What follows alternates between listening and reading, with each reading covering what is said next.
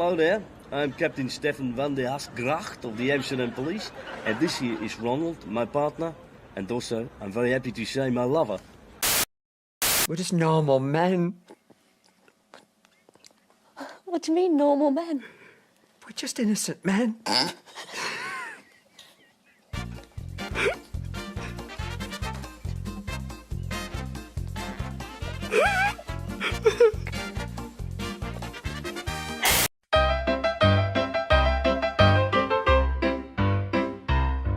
Two men, Jack and Abe, their lives are shit, their minds are brave, their brains are dead, their thoughts are saved. It's Tuesday night, come watch them misbehave. Bollocks, it's all bollocks.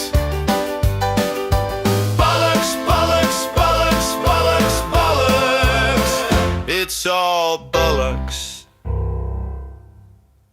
Hello, boys and girls, ladies and gentlemen, people of all ages. Welcome. It's the Jack and Abe Show. Once again, it's Tuesday night. Time to misbehave. I am Jack Tarlad, and of course, next to me right here is my compadre, my partner in crime, Abe. How you doing, buddy? Well, as Mudcrab in the chat has asked, I am still breathing, and I can't complain. It is your catchphrase. Yeah. I've moved on because years ago I used to just say, "How do?" How do? Yeah, like Mel B out of Bo Selector. Ooh, you bastard. Ooh, you complete bastard, you.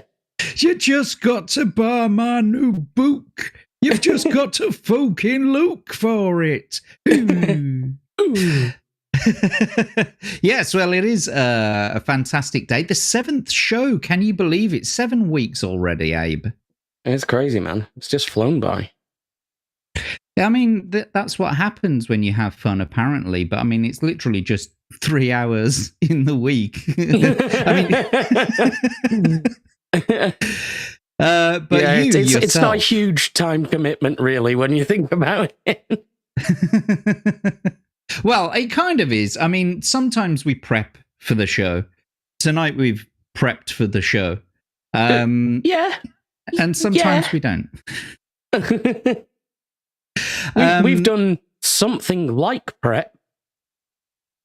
Yeah, like the thing is though, like before we start the show, like as we said last week, usually we'll speak to each other about an hour before the show and say, right, so what we're talking about tonight.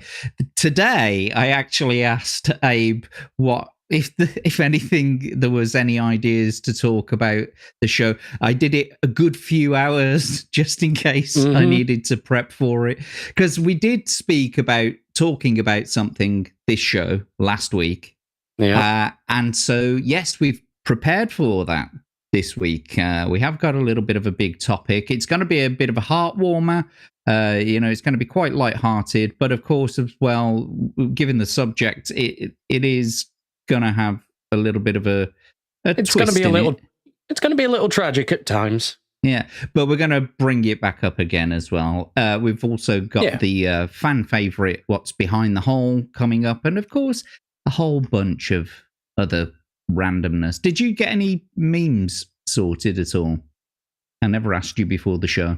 I didn't know, but it will take me like 3 seconds because I've liked pretty much all of them on Twitter. Well, I've got some. I've got some in my bookmarks as usual, and all that kind of stuff. But before we do crack on with the show, let's say hello to the chat. And Abe, go on, do your Mystic Meg impression. Is it Legatus? You are absolutely right, and he's been caught sleeping in the chat. There he is. Okay, now I need my own psychic TV show. Damn. I am. I'm killing this shit. For those of you who don't know, Mystic Meg is a TV one of the most fantastic charlatans in British TV.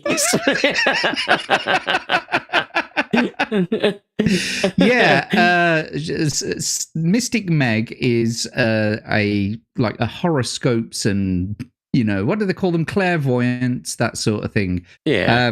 And she was heavily featured on the National Lottery draw, wasn't she? Yeah, that was such a weird move.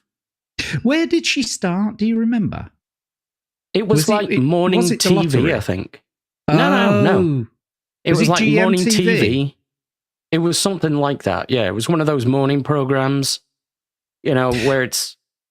Because they used to have Russell Grant, didn't they? A long time ago. They had like some weird rivalry as well, What, Mystic Meg and Russell Grant? Russell Grant, yeah. They basically hated each other because they were competing for views. Well, they should have seen that coming, shouldn't they? They should have done, yeah. And the ironic thing is that, they both thought what each other were doing was ridiculous. It's like if the pot calling the kettle black. Exactly. The whole nation's flicking over from one side to the other. Go on saying shit like, okay, well, do we believe in horoscopes today? Or do we believe in clairvoyance? I'm going to go with none. I'm going to tune into the channel that doesn't have maniacs on it. Fucking hell. Absolute charlatans.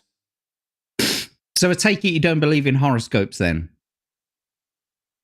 I'm going to take an F for fuck no, please. Because anyway, the horoscopes that exist now aren't even accurate. There should be a 13th one, and yet no one ever... the ones that they do now aren't accurate. They've never been fucking accurate. No, it's of course cold they haven't. reading. Yeah. Like, you could pick a random horoscope, and then you'll make it fit the way you think your life is going. Right? That's all it is. But even the ones that are, they've got the pseudoscience behind them where, oh, this is in relation to this constellation. There should at least be a 13th one, given the way that they were calculated. But they've never done it. Because that fucks up the mystique of it. Or should I say, the Mystic Meg of it. But you may have also heard me mention Septic Peg. Now, Septic Peg was the Brian Connolly parody of Mystic Meg, and that was beautiful. I mean, we could do a whole section on Brian Connolly and all these things that we're talking about, but we're not here to talk about that today. However, if you are interested in the lore, go and look it up. Mystic Meg, Septic Peg, Brian Connolly. Go look it up. Yeah. Those who know. Okay. They know. They know. Anyway, yes, we've got Legatus in the chat saying hello to everybody. And of course, Mud Crab. That's it. I've got to remember them as Mud Crab. May contain traces of seafood. Hey, Jack, is Abe breathing? No, actually, he's not breathing. He hasn't breathed a single breath since he was bitten by that goth. He was a goth, wasn't he? It was, yeah. It was Mystic Meg's cousin, Cryptic Cunt. Haven't breathed the same ever since. But welcome, Mud Crab. And we've got Charlene, 1988. Number 2. Wait, what? Why am I number 2, Legatus? She says. I don't think you were. I think Mud Crab was. But nevertheless, you're number 1 in my heart, Charlene. And we also have a chap who is nodding off, the artist formerly known as a guy who is sleepy. Welcome. What you saying here, Charlene? Oh my God. Acha. That's what... I'm not sure. I'm shortening your name. I can't type that out every time. Luckily, you don't have to, I don't think, unless you're using maybe you're using the YouTube app on your phone. Yeah. Because that doesn't have... You got to type it all out yourself. It's a ball ache. That sucks. But anyway, she's saying, Atcha, hi. Coming at ya. He should just change his name to Sleepy. Yeah, it's a lot easier. Yeah. Sleepy, Dopey, Mick, Yeah. What was it? Grapey. Grapey, Jesus Christ. We've got a Daily Dysfunction in the chat as well. Welcome, Daily. It's a pleasure to see you. Oh, and look at that. Charlene's throwing the hearts. She's throwing her heart out to us. She's throwing her heart out to us. Only at a maximum 129 degrees with the arm, though. Anything more Mobile. is questionable. What is that? Lol. We mean a cellular device, a cellular phone, a mobile, the mobile app. I believe they call them smartphones nowadays, don't they? Yeah. They're not really that smart if they make you dumb. Yeah. It's just enabling stupidity. It does. Brain rot generation with TikTok. We got Rockefeller Plaza here. That's one of your fellows, isn't it? He is indeed, yeah. He is over on the Rumble side. Welcome, Rockefeller. It's a pleasure to see you. And we've also got Figgy. Figgy. Hey, hello. Figgy. Did you like the song then, Figgy? I assume you're talking about the intro song. Oh, this must be Figgy's first time here then. I think it is actually, or at least thanks for swinging by. First time early enough to catch the intro. Yeah. And that gets us every single time. We're sitting in the back, Charlene, just giggling our tits off. Giggling just our innocent tits men. off. We're just normal, innocent men. It's when she cracks and falls to pieces. That's the perfect moment. I mean, I specifically like bloopers for the corpsing. Have you ever seen the Star Trek The Next Generation bloopers? Because there's tons of them. Yeah. I've seen pretty much all of them. Yeah, the production crew are well known for telling them to get a fucking move on, because basically they were corpsing on every take that they did. But it's brilliant to watch them, not acting like the crew from Star Trek. It's funny as well, because in the early seasons, Patrick Stewart was a bit of an arse about being professional on set. And it used to annoy him when people would fluff their lines and things like that. And then eventually it was like, oh, wait, this isn't theatre. Yeah. It doesn't matter. It's not like that, yeah. No. We can just go over it again. Yeah. And we've got Steve in the chat. Welcome, Steve. Steve? Yep. I've got to give you your opportunity, of course, to, do your silly Steve, not impression. What is it? What would we call it? A fanfare? A jingle? Utterance? A fit. I think it's more like that. Yeah, it's more like a fucking stroke. Steve. Imagine you had that and it was the chronic Steve condition. You're walking down the street. Like Tourette's. Yeah, and you see the name Steve somewhere, or someone mentions it in conversation, and your head just flips to the side and you go, Steve. And they're like, are you all right, mate? I was like, oh, sorry, it's a not very well-known condition. It's called Steve-itis. Very, very depressing, in fact. And we've also got Davyverse here as well. Welcome, Davy. Davyverse? Why, I man? Davy? Let's get cracking with the knacking. Davyverse is currently first on the leaderboard for Chat Battle. Did you know that, Abe? Yes, I do know that. I did know that, actually, Jack. Yeah, I do remember that, Jack, from yesterday. He knocked you into second place on the leaderboard yesterday. You remember that? I do remember that. Yeah. That was great. Yeah. I should be in second place with at least one higher point.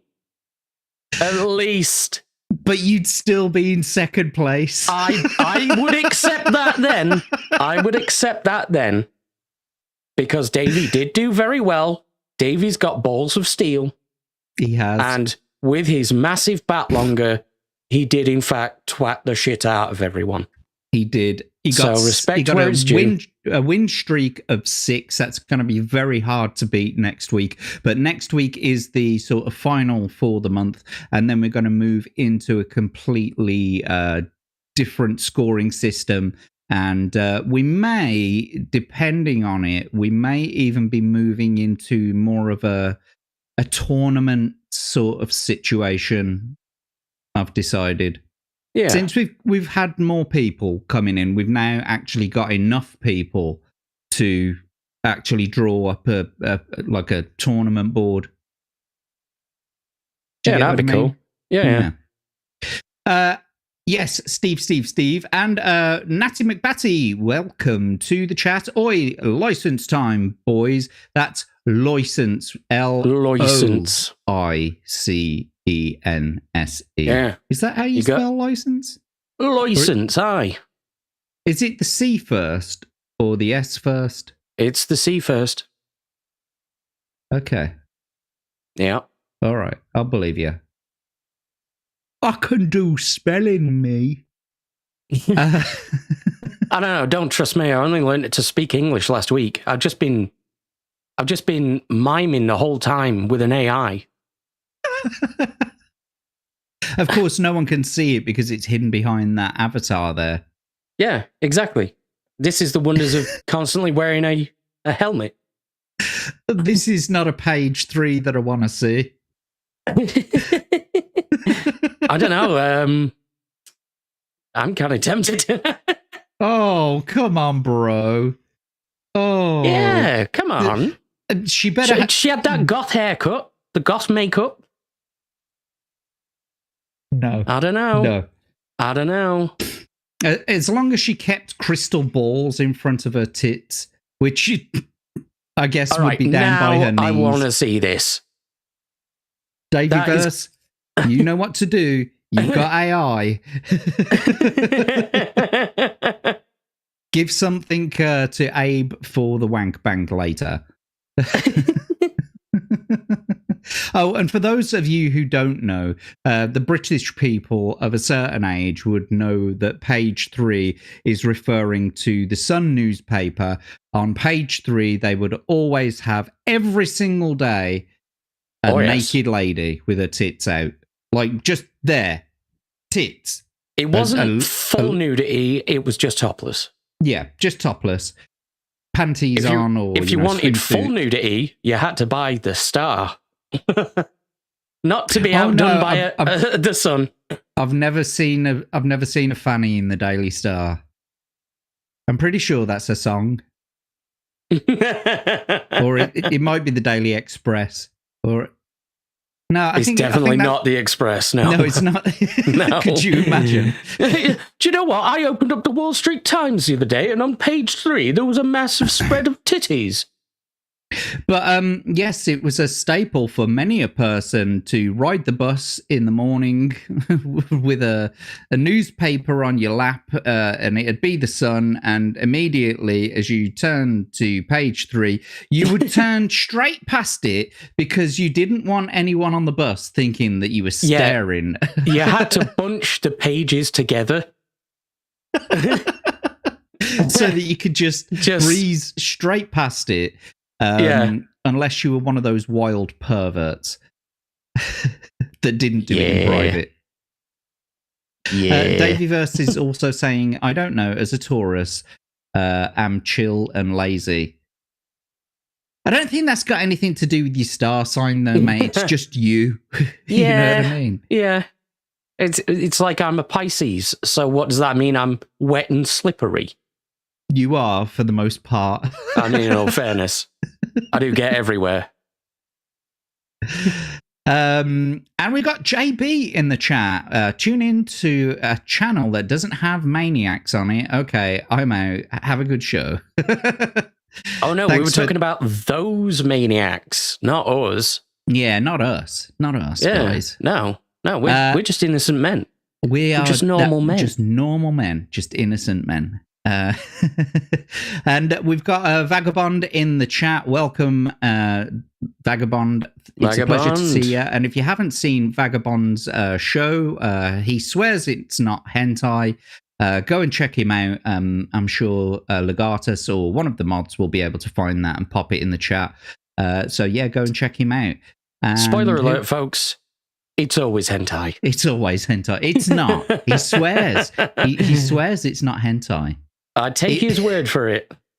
But then I see the thing he's talking about, and I'm like... It's a slippery slope. It is after you've been on it, anyway. It is, yeah. I'm flopping around on it. It's what fish people do. It also, just as a warning, it may contain lots of references to feet. So if you're not a foot person. Anyway, Natty McBatty is saying sleepy, dopey, goony, snacky, hippie. Right. Goonie, I like that one. Who?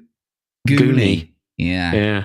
He's my man. He's not one of the Goonies. He's just a midget that likes a little cheeky wank every now and then. And we got Tomby in the chat. A pleasure to have you here, mate. License. Yes, license indeed. Thank you for joining the chat. If you haven't been over to Tomby's channel, obviously there's a lot of shared viewers here on this channel, so there's a lot of people in the chat who obviously go over to Tomby's channel. But if you don't know Tomby and you haven't been over there, go and check out his work, because there's a lot of stuff. There's a lot.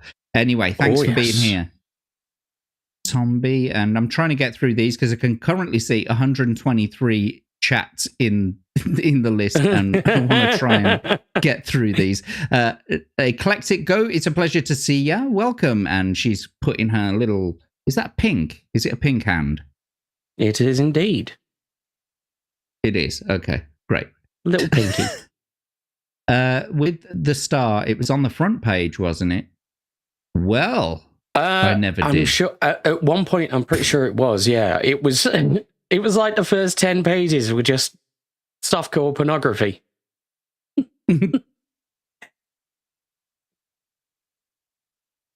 Oh, okay. She can run circles around you, and she's pushing 70. You see, boomers, or because you're definitely Generation X, and you've got to be Gen X. So your mom is probably a boomer, no doubt. And they are a completely different breed. They did stuff. They're not mollycoddled at all. Generation X is where the old days ended and the new age begin. They've got the cool name as well. The cool generational name. Gen X. You know, Absolutely. that sounds like a Marvel mutant team. You know? And then you've got, what, millennials after? It's not terrible. But millennials are a little bit whiny and entitled, but nowhere near as bad as Gen Z. The alternative for millennials is Gen Y, and that's a very good question. It wasn't all the time, but quite often, as far as I remember. What question are you talking about? Gen Y. Oh, Gen Y indeed. Yeah. And who's just turned up in the chat, but only the best and brightest Atom Gray from B-Roll Stage. And of course, if you haven't seen B-Roll B-Sides on a Friday night, I do really suggest you go and watch that.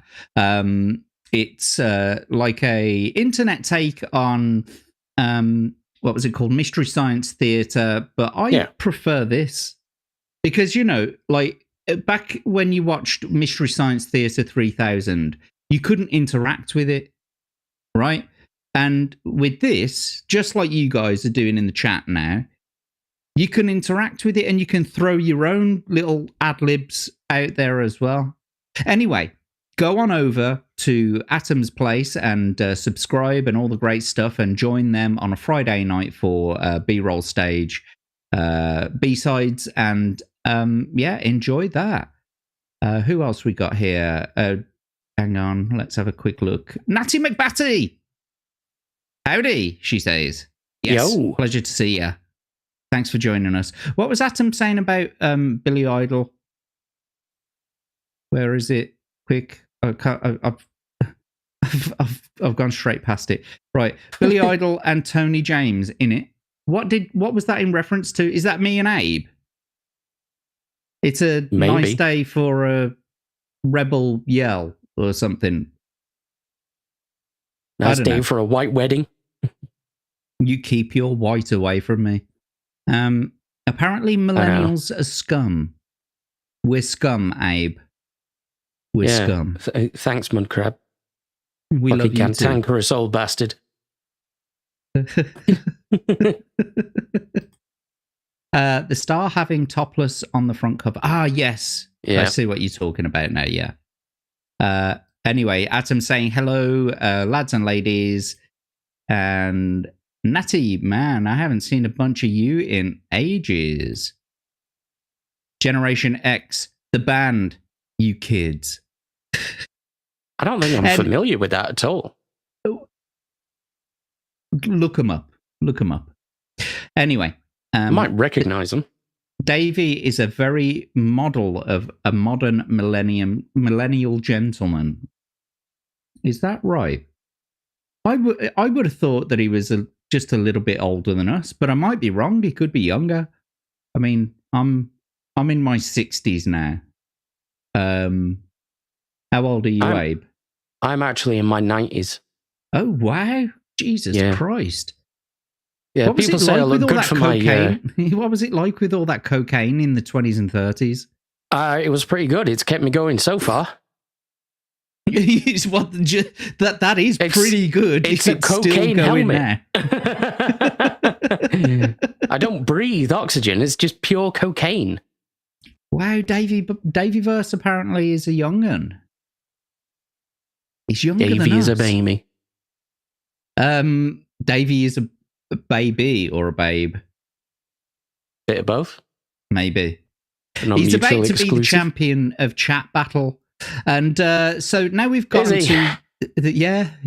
So now that we've gotten to the bottom of the list of chats, please, Abe, follow up on your promise to spill the tea.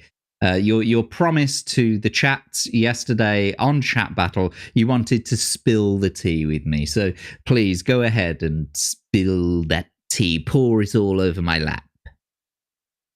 I'm still a bit annoyed that you didn't allow my previous streak. Go fuck yourself. I just want the people to hear what the least the least competitive man in the UK has to say about my. I am not competitive at all. Not even a slightly competitive bone in my body. But I have to win. Interesting take. Yeah. You're not competitive, but you must win. Yes. Interesting. Well, like I told you the other day, my computer crashed. I don't care. I'm redefining the English language to suit myself so that I can win. Well, you said that it was by definition, in capitals, you said it was by definition, by my own admittance, that it was rigged. Yes. Would you like to follow up on that? Yeah, it was fucking rigged. Everything about that streak was intact. The opponent had virtually no health. I had a fuckload of buffs. Tons of hell. We even heard the fucking game say that I won, and then you just went, nah, let's do it again. But we didn't see it, did we?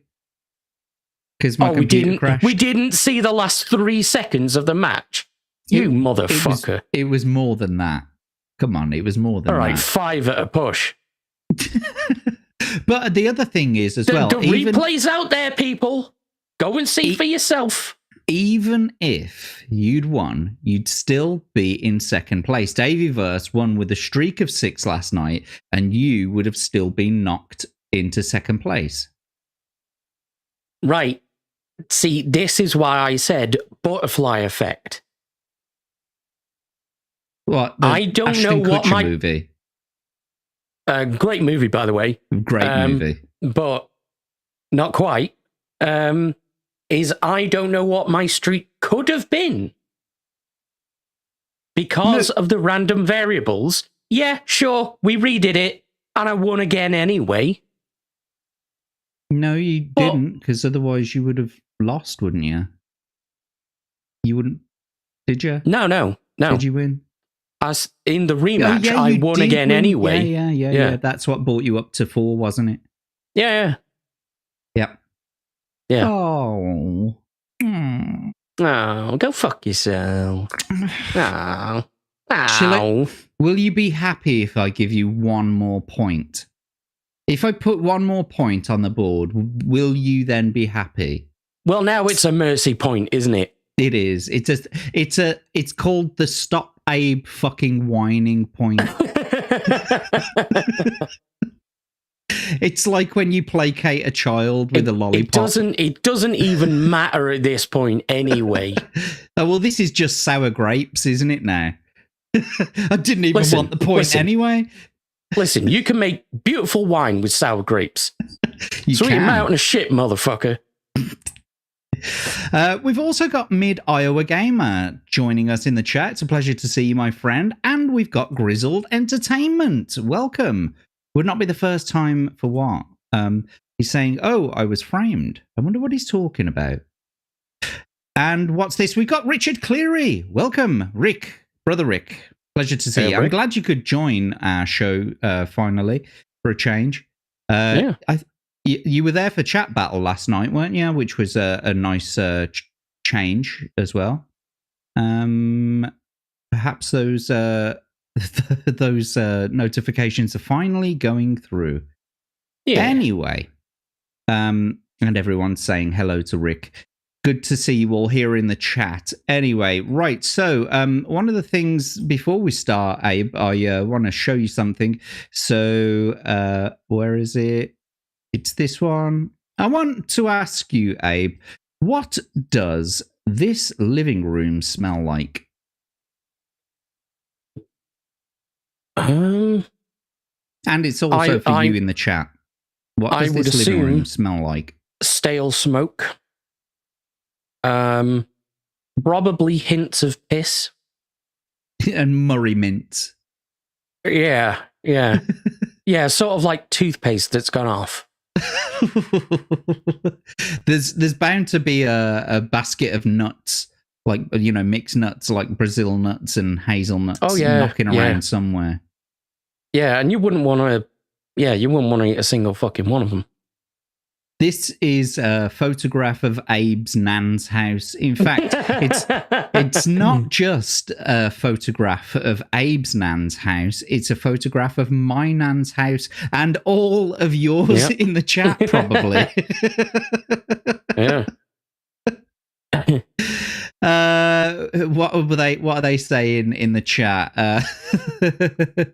Mid Iowa Gamer is saying it smells of old person. That room. Go on.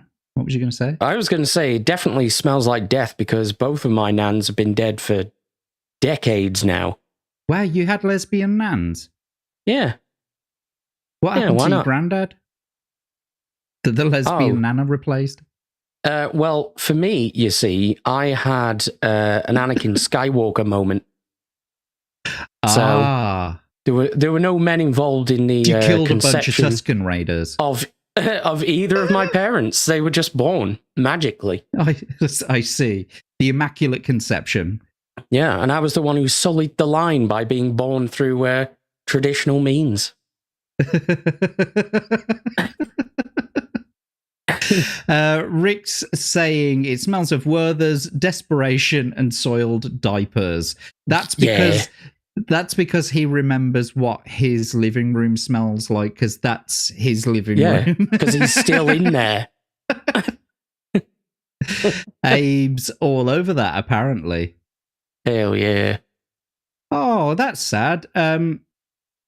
JB is saying, I'm old, no parents or grandparents left. No, I have no grandparents left, but I am still very lucky to have my mum and my stepdad.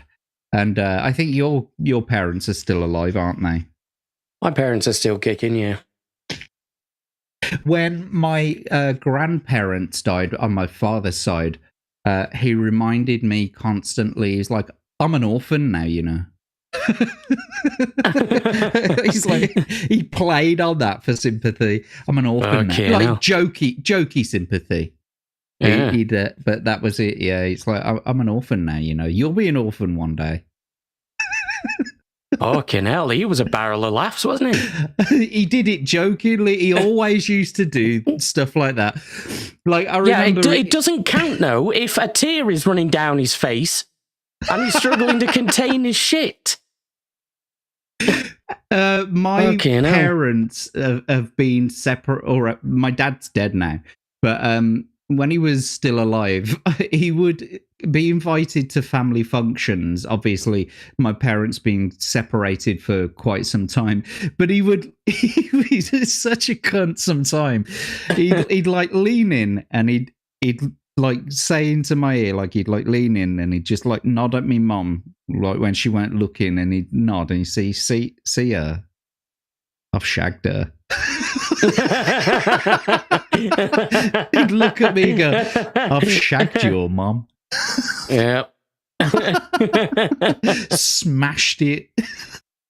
Yeah, that's why I've got no qualms in calling my dad a motherfucker every now and then, because it's true. Quite literally. Yeah. It's like, you cunt, you fucked my mum, didn't you?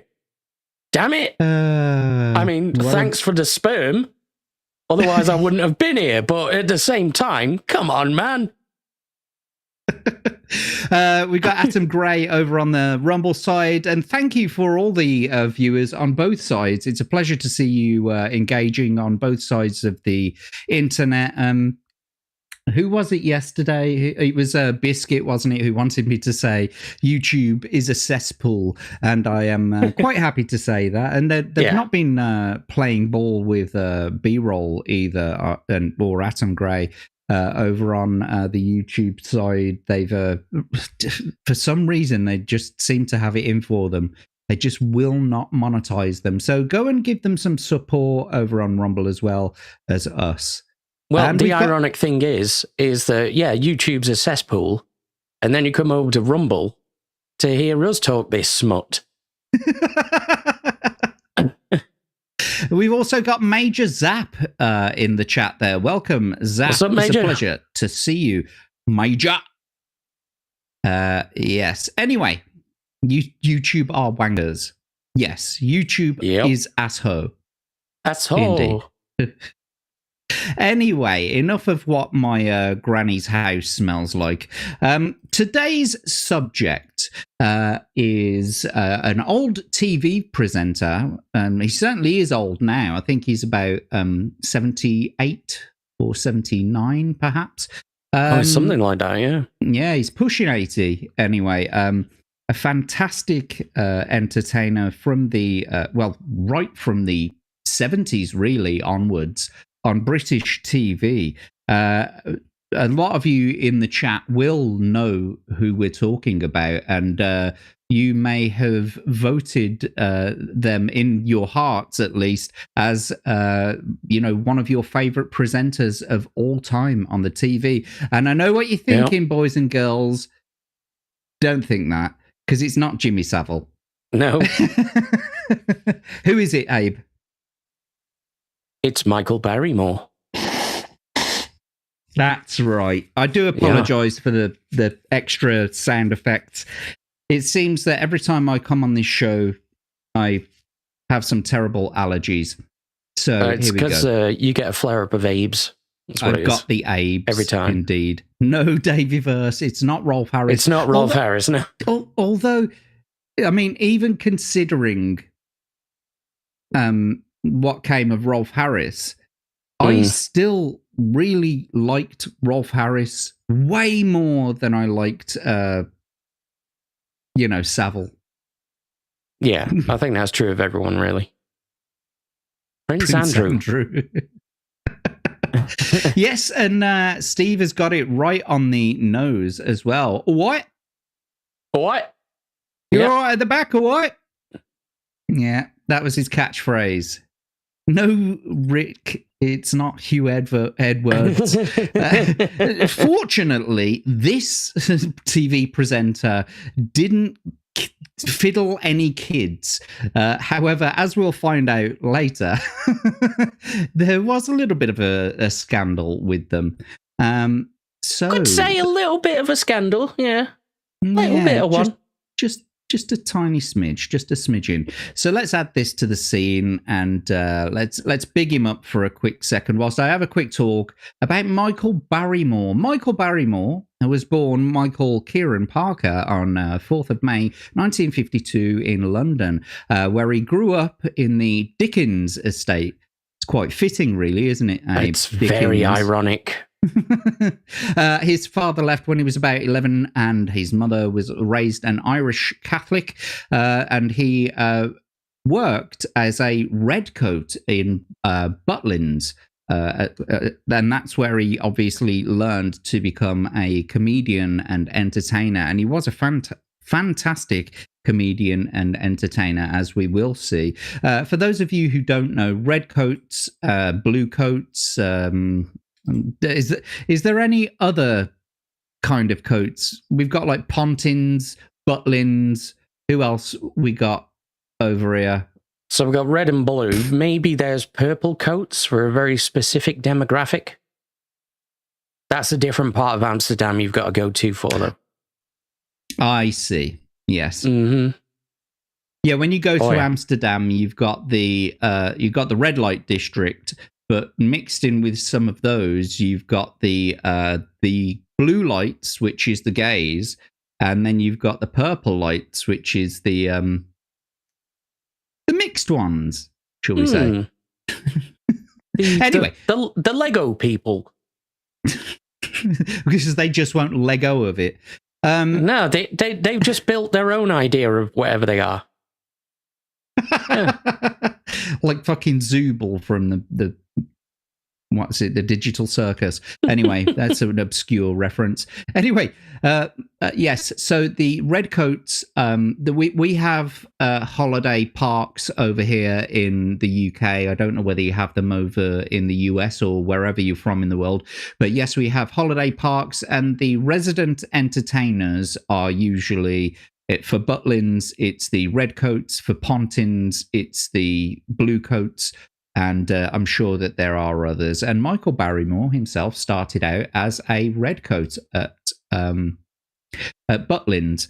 And so moving on through his career, he won the 1979 edition of New Faces and got involved in like comedy acts and warm-ups, doing impressions, all that kind of stuff. That built up his profile. He's kind of started doing work on Blankety Blank, and I think he did warm-up for, who was it now?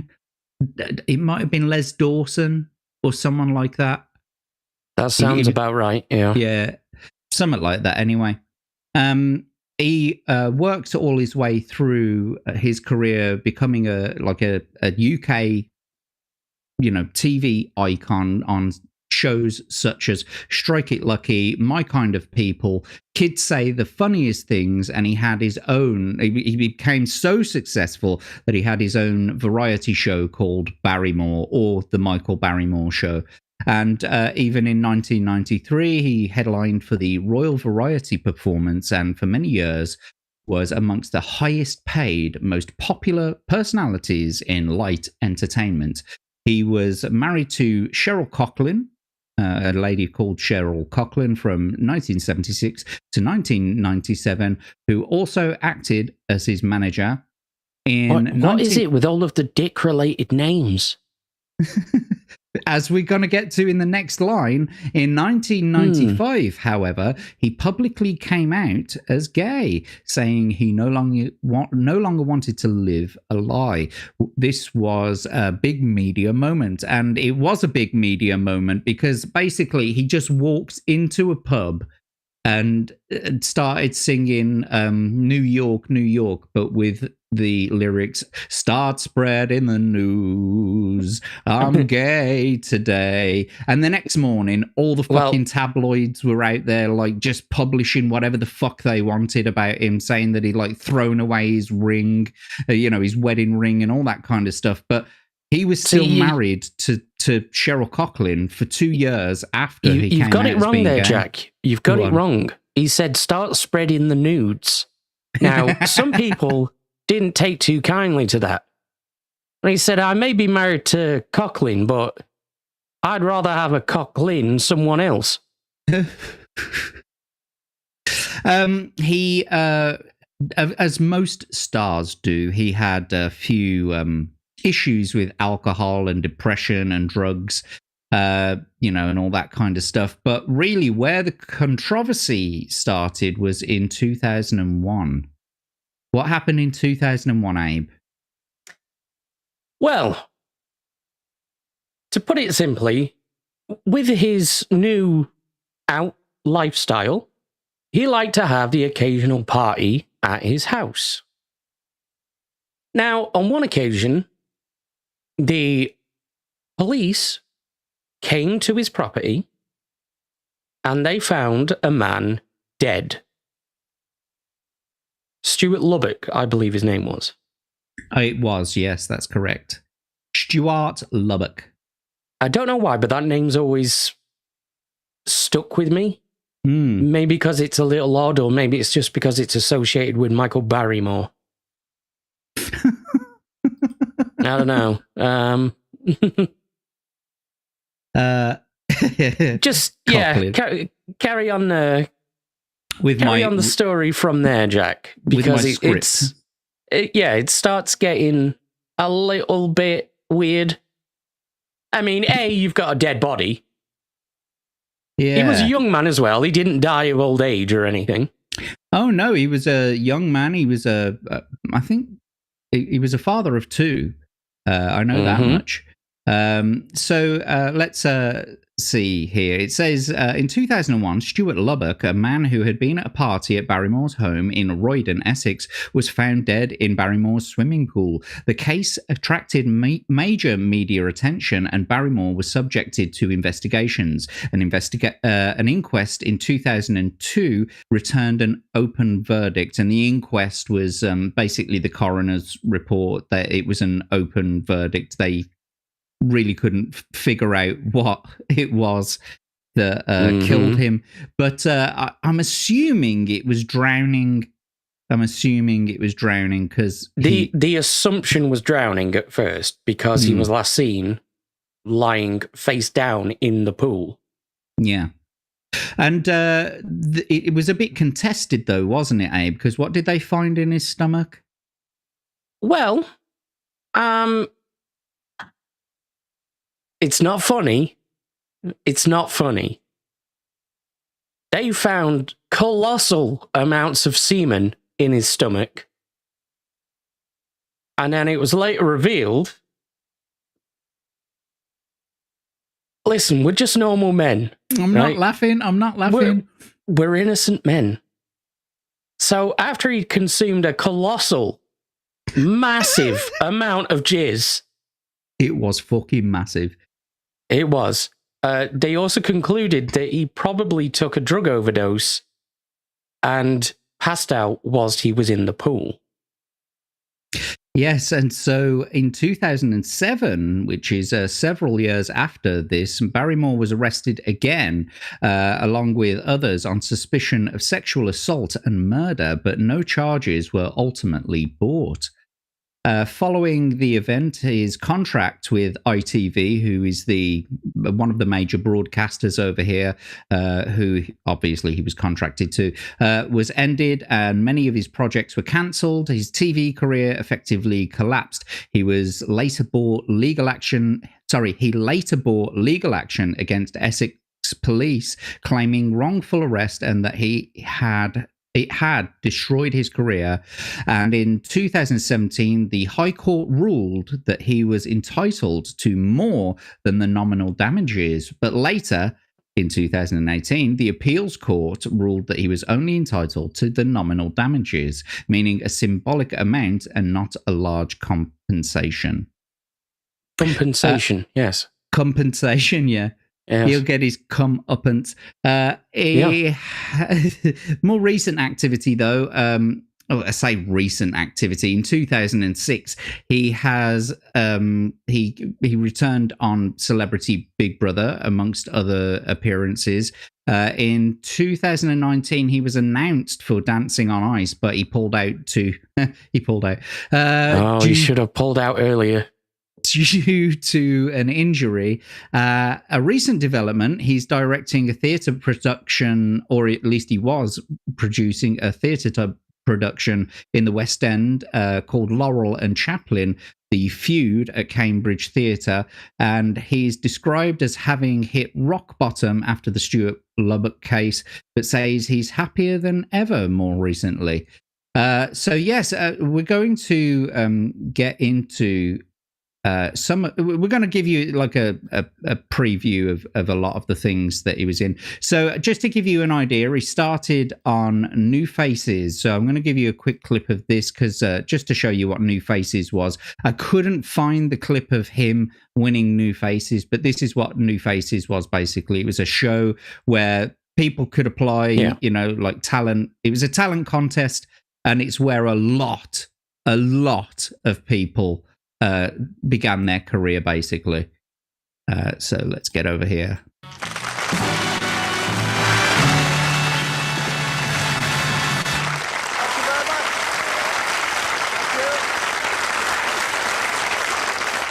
Thank you very much. Welcome once again. Yes, we're all in evening wear tonight because it's a winner's show. And you saw on those opening titles there some of the faces that were in our last All Winners final last year. Well, tonight we're looking for an act to go into the All Winners final of this series. Already we know that Roger de Courcy is there, we know that Jim Davidson is there, and we also know that Sparrow have made the final. Yep. Which one of the 6 wins tonight will depend on the 2 panels that we have here in the studio. We have a viewers panel in the audience, we've got a record saleswoman, we also have a nursery school supervisor, we have a gentleman from the post office at one end, and a man who's a courier at the other end. I don't know why we're all going abroad at the present in this marvellous weather. That's our viewers panel tonight. I'll be talking to them later on, but first, let's meet the 4 professional panelists over here. These are our panelists tonight. Yes, welcoming Rick, back New for the Faces. Second time in the series, Mr. Shaw Taylor. Yeah. It was the new ship for sure. We have another gentleman coming back for the second time, Brian Blackburn. Back from Montreux, where he was a judge, Johnny Hamp. And at the end, from Radio... Who's that? Fucking Noel Edmonds. Noel Edmonds. I mean, we could do an entire show on him. That, like, this guy, much like Jeremy Beadle, made an absolute fortune out of coming up with TV ideas and, you know, throwing them at the producers, and they were like, yep, that's a moneymaker. And, in fact, he's the reason that Mr. Blobby exists. Yeah. Yeah, and I think wasn't Mr. Blobby our first What's Behind the Hole? I think he was actually, yeah. Are you saying, Davey Verse? Are you saying that Noel Edmonds was a nonce? That sounds like slander and libel to me. I don't believe there's ever been any. He's taken an interesting turn in the past few years because now he's gone really hard down the conspiracy theory trap. Has he? Yeah, we should totally do a show on him. All right, maybe we will. But one thing I do know about him is that once he was living on this street, and there was one of his neighbours down the road. They were having a barbecue. And his neighbour comes along and he says, hey, Noel, would you fancy coming to our barbecue? You know, you're more than welcome to. You're only up the street, obviously. And he was like, yeah, I'll come. It's like £12,000, if you will. And he was like, oh, well, I just thought, you'd turn up as a neighbour. It was like, no, it's an appearance fee, £12,000. Fucking hell. And this is like before Deal or No Deal. Yeah. This is like in his massive break in his career. Was this during like the Noel's house party days or something? After Noel's house party, before Deal or No Deal. And it's like because he'd just fallen out of the zeitgeist up until Deal or No Deal for a good few years, so like a decade or something.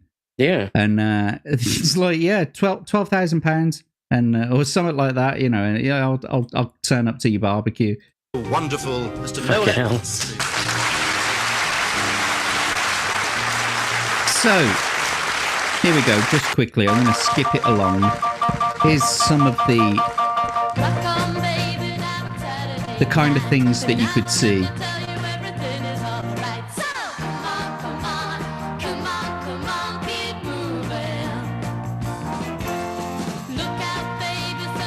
The personality, but I think they've got, I think they're going to do extremely well, this couple. I would give one word of warning, because I remember, I'm going back now about 15 years when I was a disc jockey myself, and I saw kids being shipped down from Liverpool. Mm-hmm. Whoa. Kids being shipped down from Liverpool. What are you chatting about, bro?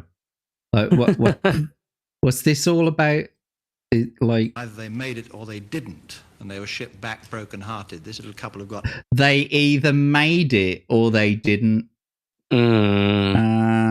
Yeah, we get it. We know what it was like in the BBC. We know back that in the day. Time to make it. I don't think they should rush it. I'm going to move to Brian on this one. I want to move down to Noel. You either met Jimmy or you didn't. Would this be the sort of thing that could happen in the pop business at the present, Noel? I'm all for any act which has got a different lineup at the moment. I mean, I think it's refreshing, but I think they've got a market identity problem, if that doesn't sound too verbose. Because who is going to buy their kind of records? I think it is the mums and dads who are going to predominantly think, that's rather nice. I mean, I can't imagine maybe 5-year-old girls will freak out to Paul and say, oh, he's lovely, and rush out and buy records. But I just wonder who will buy their records. Okay, I'm not leaving out you two in the middle, but we'll come to you in the... Proving that the music business has always been about sex. Yep. This was basically Britain's Got Talent like 40, 50 years ago. Yes, absolutely. However, we're going to move on quickly. That was New Faces, so that's where Michael Barrymore started. This is one of his earliest TV appearances on a show called Blankety Blank. This was also hosted by Les Dawson at one point, but this particular episode, I think, is hosted by Terry Wogan. And appearing tonight on Peter Jones. Another blast from the past. Michael Barrymore. There he is. Oto Mara. Bernie Winters. Lisa Goddard. And here's your host on Terry Wogan. Terry Wogan, of course, another very well-known TV personality over here in the UK. Another legend. Absolute legend. He's dead now. RIP. Yeah. And indeed, our bunch of little-known celebrities. Nice being with you, Bobby.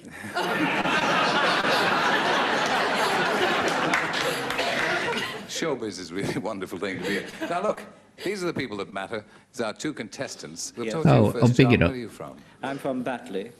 And John what? John Taylor. Have you any family, John? Yes, I have 2 daughters. And so Blankety Blank, obviously, for those who don't remember, it's a show where the panelists are...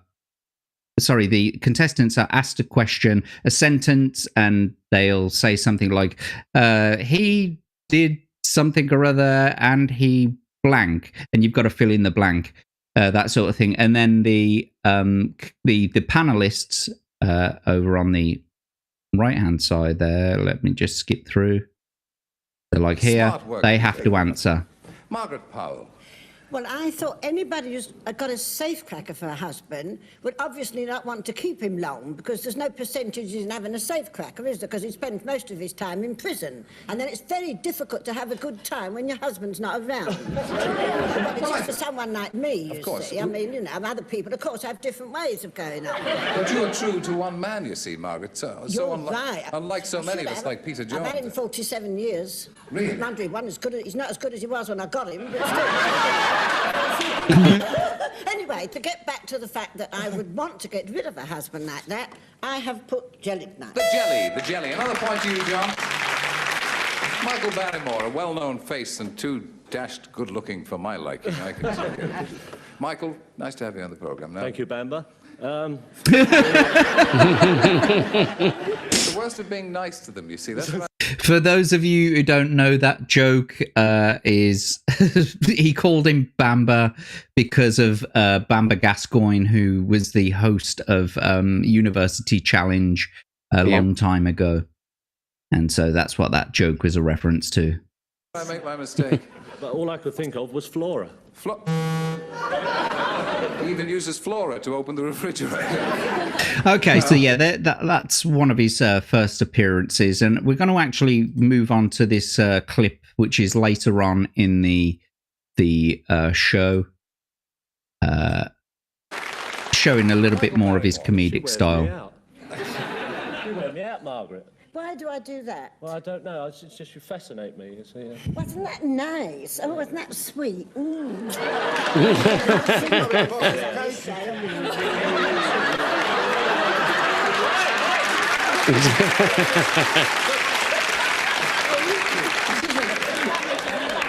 a show. Excuse me. There's a show for this kind of thing. It's called Mr. and Mrs. And I wish you were Excuse me, Mr. Rogan, but when you get to my age, you have to get it where you can. That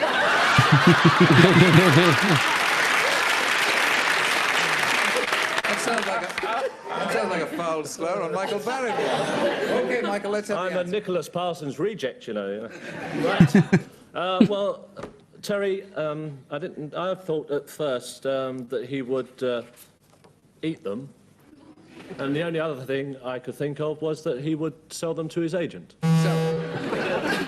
And you can see there as well, he's a little bit nervous. It's not the Michael Barrymore that most people know, which we're going to get into in a second. It's not the same Michael Barrymore that most people are used to. Michael Barrymore. You could still tell he's got the gift of the gab there. Yeah, I mean, this was the thing about him. He was a fantastic crowd worker. Yeah. Without a doubt, he was an entertainer. He wasn't just like a comedian. He sang. He was funny. He was naturally funny, and he was also like very physical as well. He'd throw himself about the stage, all that kind of stuff. And here he is on one of his first major TV roles, a show called Strike It Lucky. So let's get on with this. We'll see how he goes on with the contestants, and you'll see what we mean about his comedy style. On Strike It Lucky tonight, a jackpot of £5,000. Doesn't this take you back, eh? Aye. Just that music, it takes me right back to a Saturday night. Or whatever night it was. I think it was Saturday, actually, yeah. Primetime TV. Now, ladies and gentlemen, your host. Back when that was a thing.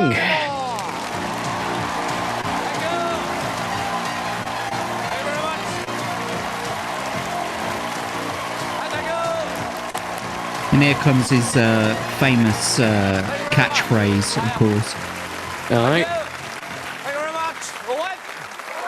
What? Oh, right there, Jason. Hello, Jason. Hello. Yesterday I heard a love inside. Goodbye, Teddy bye. Goodbye. Touchy, don't cry. Won't be a minute. I'll be back to you, sorry. I'll see you in a minute. Great tablets they give you before you come on. I must have missed them. You did, didn't you? Nice to meet you. Where are you from? I'm from Crewe in Cheshire. Crewe in Cheshire. And Jason? The same place. Yes. You married? Yeah. Yeah. I probably know these people. How long has that been going on? Yeah, but they're probably like as old as your fucking parents now or older. Probably. Yeah. A couple of years, yeah? Any children? No, but we've got a mad dog. Oh, dog. How'd you do that, Jason? He was so witty Okay, now, as where did you well. meet? Yeah. In the pub. Well, people meet in pubs, don't they? And now, what do you do for work, Jason? Metal fabrication, making cabinets for Acco Rexel in Crewe. Filing cabinets. Filing cabinets, that's the one, yeah. What year was this one? Wait, get them so that the drawer 1993. comes out in one go. In fact, it's nearly. Well, it's nearly the 27th of September now, isn't it? So this was broadcast on the 27th of September 1993. So yeah, we're on the 23rd of September now. So how many years is that? 40? No, 30. 30 is it 20? 30? 6? 7? 12? 12 T. 90. It's fucking 32 years, for fuck's sake. Clickety click. 66. 5 and 9, the Brighton line. Two fat ladies, 88. You're not allowed to say ladies now, Abe. You must say persons. 2 fat persons. Clickety click. 2 fat cunts, 88. Asthma products and hay fever products. Do you know, the funny thing Wish is, you all the best tonight, Rose. Nice to meet you, and you. they Jason. actually look very much like some old neighbours of mine. Nice to meet you. How are you? Angela, you okay?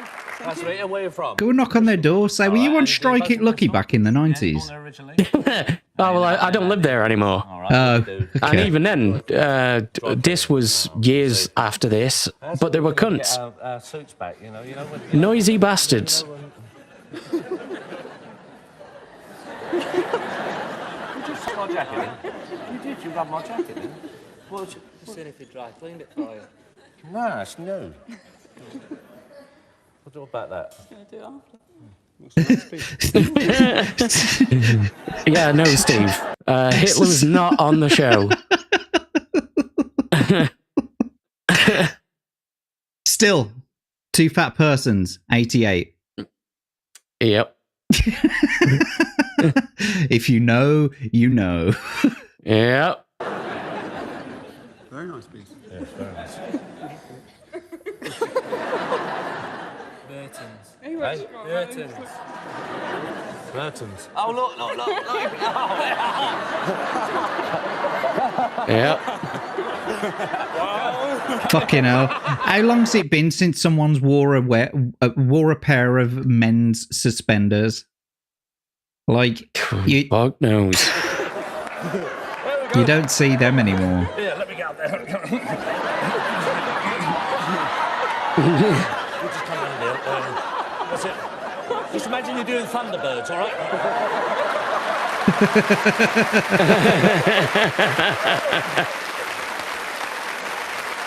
I know the very shop he would have got that suit from as well. You reckon?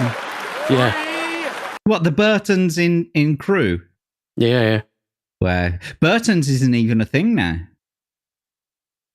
No, it's like DP Burton's because they did a merger with Dorothy Perkins, didn't they? Did they? Yeah, I knew they went into liquidation of sorts. I knew a few people who worked there, and then once it got rebranded to DP Burton, I was going to post on Facebook. This is how long ago this was. I was going to post on Facebook. Wow, looks like Burton's in for a good time. I decided against it. It was a different age.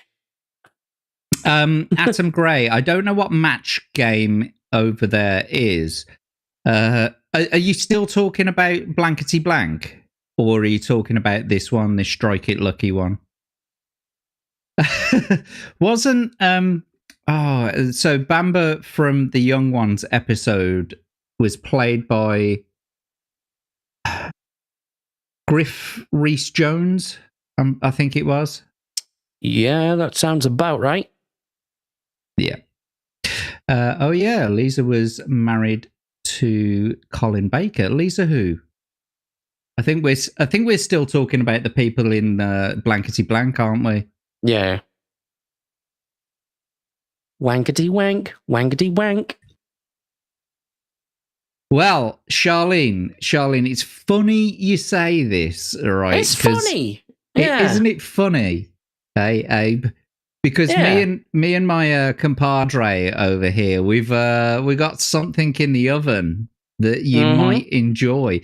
However, you may have to watch the replay because it will be relatively late at night, and I know that you've said previously that you don't stay up too late. But we have got something cooking in the pot. We're cooking. We're cooking. Jack's pot. Yeah. I still enjoyed comments and jokes from Charles Nelson Riley and Richard Dawson from Match Game. Ah. Well, I still don't know what that is. What's this? What the fuck? 1993 England was America circa 1978. You hit the nail on the head there. Pretty much, yeah. You know, the Forest of Dean didn't even get electricity until the 50s. Yeah. It was like one of the last places in the UK to get electricity. So and by that, he means 2050. It's still being planned. You would think so if you ever went there. Yes. In fact, Motorhead was the guest band on the first episode, wasn't it? No, let's think about this.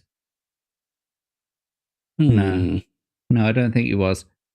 Maybe it was. But yeah, they had a new band, like an up-and-coming band, every single episode. And the reason why they did that was because it was going to be a comedy show, just a comedy show. But you got more funding from the BBC if it was a variety show. So they added a musical element in there so that they could call it a variety show. Yeah. And not only did they do their own gags, but they also did cutaways, which were produced by someone else.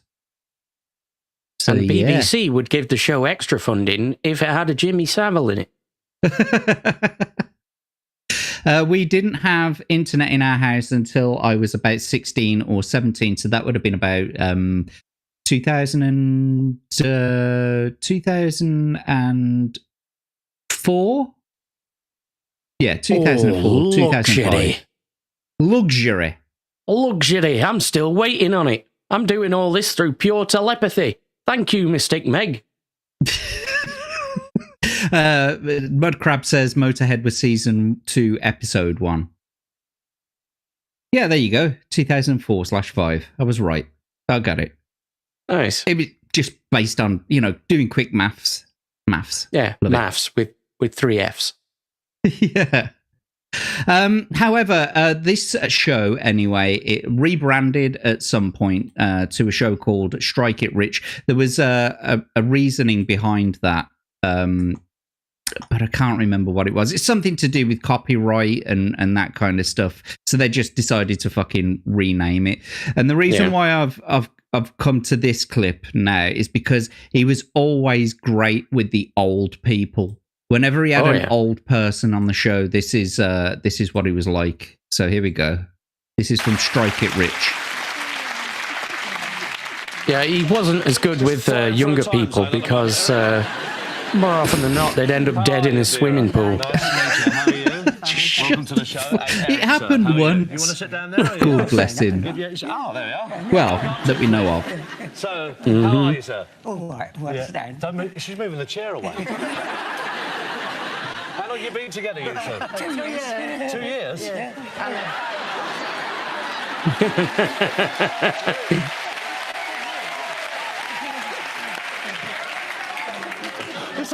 can't call this work, can you? It's not a proper job. It ain't a man's job, is it? You're crying already there, Eric. And laughing, yes. You happy? Yeah. You look very happy. Despite anything. Despite anything. Have you got any problems at all? Oh, yeah. Obviously, that's why we've got the chair and that. What? Oh, I got osteoporosis, arthritis, angina, pericarditis, metacarpal tunnel syndrome. Okay, now. Well, apart from that, you're all right, are you, Eric?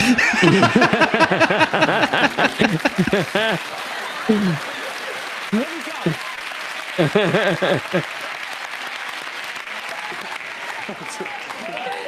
I don't know if I'm going to get on with the show, just, you know. Right, Eric. Yeah, well, the doctor told me not to get excited.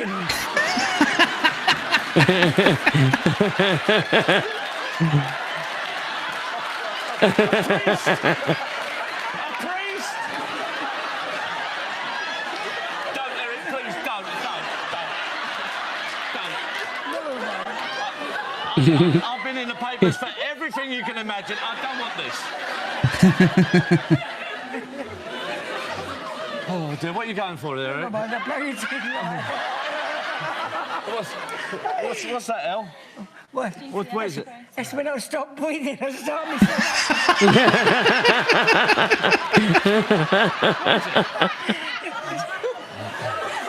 Oh, is this a proper... What is that? Is that proper... Spray on the tongue to his heart. For his heart? Yeah. Under my tongue. Oh. Each metre dose contains 400 milligrams glycerin... Trinitrate. Trinitrate. How do you know that? I'm a nurse. You're a nurse? Yeah, looking after I noticed you haven't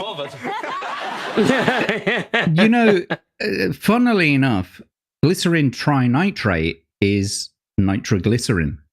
Mm-hmm. So that's precisely what they put in that angina medication. It's nitroglycerin, just in a very small amount in alcohol. Yeah. It's the good shit. That's the good shit, yeah. He's tried to kill himself 4 times. I've only just she's stood there going... What part of the hospital do you work in? I work in intensive care.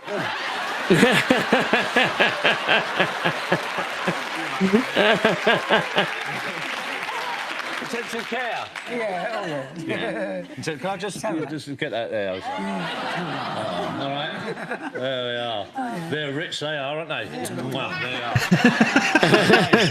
I haven't even asked you anything yet, Eric. Now, you've been together 2 years. Yes. And how did that come about? In the Liverpool Echo, heart to heart. What happened, Eric? I wrote to him and he wrote and to me. I phoned him and arranged to come and meet me at Southport Station. I said, a little man with a big box of chocolates. You were standing in Liverpool Station with a big box of chocolates? No, sitting down. Did you not know what he looked like at that point? No. Did you not know what Vera looked like? No, just looked at it. What were you expecting? No, it was just looked. An 18-year-old blonde with big tits. Well, she bowls up and he's like, fuck. Well, nothing ventured. He's like, I've got a cute angina. She's like, oh, I've got a cute angina as well. He says, well, that's good because your tits are crap. Was that? Yeah, he misheard when she said angina, he got excited.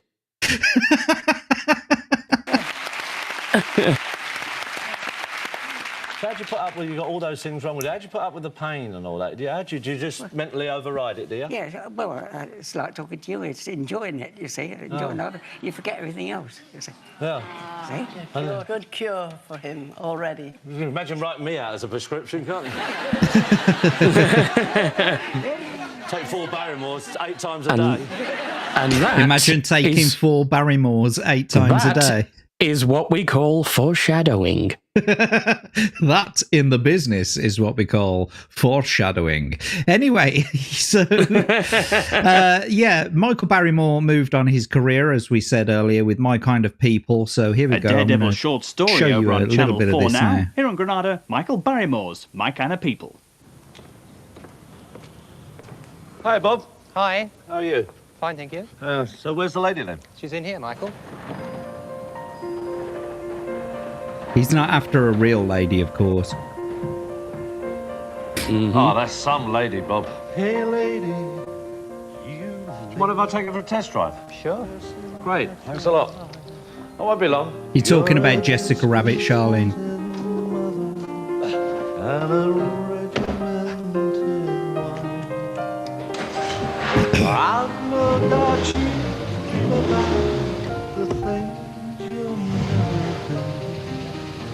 Is that a Triumph? Classic cars. Is it a Triumph? I'm not sure, actually. It might be.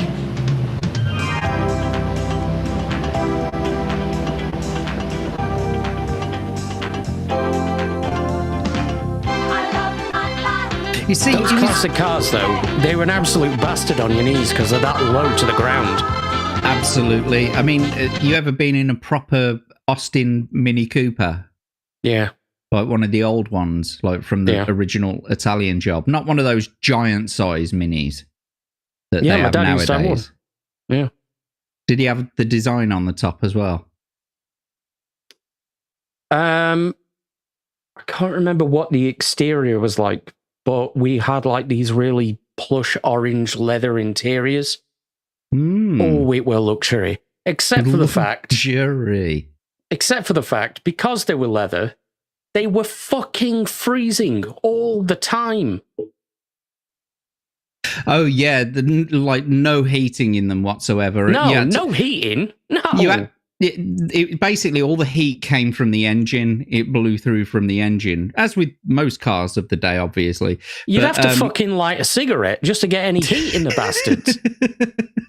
And that was with the old cigarette lighter, weren't it? That you pushed in. You just push it in and take it out, and you'd all rub your hands it in around it. Let's get back into this.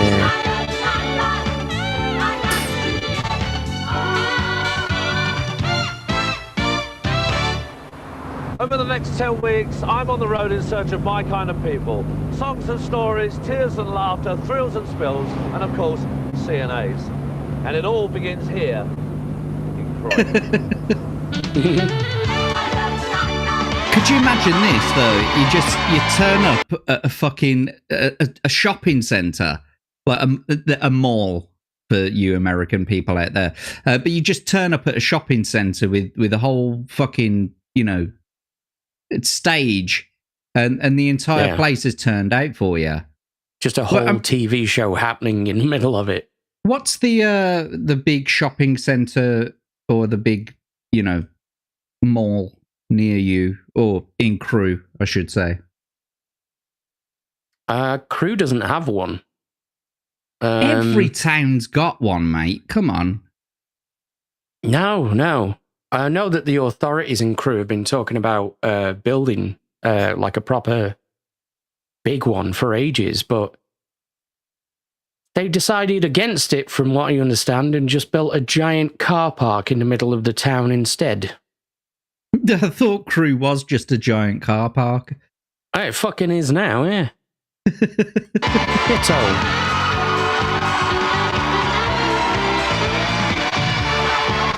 See you later, Mid-Iowa Gamer. See you later, bud. Thanks for joining us.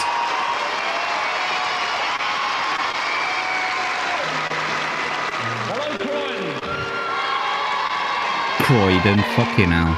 Smile, though your heart is aching. Oh yeah, we should have mentioned he's a singer as well.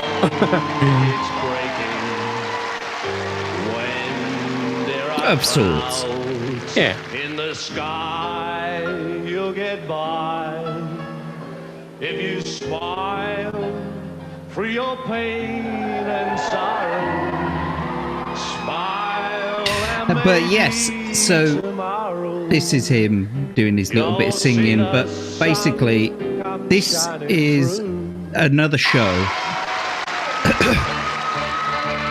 that just basically got people up. Yeah. Say no to camel toe, folks. Hell no, say yes.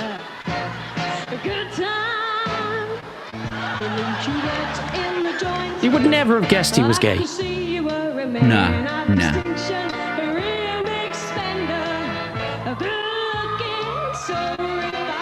And this was his whole shtick, wasn't it? So whilst they were performing, he would be making the crowd laugh and that sort of thing whilst he was, whilst they were performing.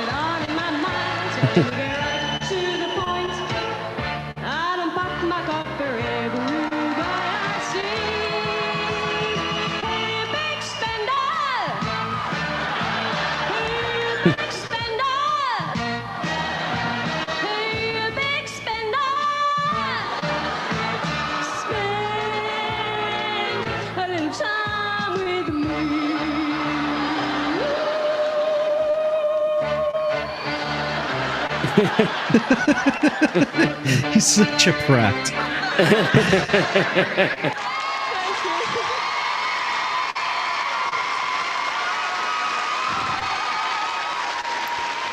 And of course, there you go. That was him there with his show, My Kind of People. One of the funniest things on the cards today was this clip here that I've got of him when he did a show called Kids Say the Funniest Things. Who was it over in the States who did the Kids Say the Funniest Things? Wasn't it old, Roofies in the Pudding Pop? Oh, Bill Cosby. Bill Cosby, that's her name. Yeah. Pudding Pop. Kids say the funniest things. You get the pudding pop and you dip it in the Quaaludes and the zipping and the zapping and the flipping and the... How did TV go so wrong looking at what we have today? Yeah, it's a good question. We've got Levistro in the chat. Welcome, Levistro. Thank you for joining us. It's great to see you here. It's great to see you on all of our shows, actually. Yeah. Thank you for joining us. Here's Biscuit. There's Biscuit. Right. He's not gay, Kathleen. He's an entertaining man. No, he's definitely gay.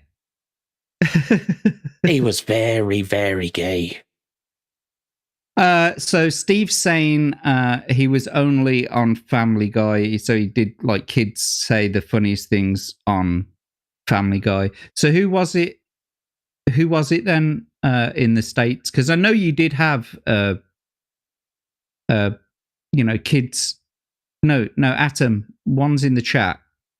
Oh, you see, I thought that was a chat battle thing. I'm realizing now it's a B-roll thing. One's in the chat for that girl on the stage, I guess. God damn it. Yes, let's get on with this anyway. A lot of people have asked me if that actually was my body. Well, nobody's going to admit that it wasn't. Coming up now, one of my favourite bits. If you allow me to have a bit that's one of my favourites, this is it.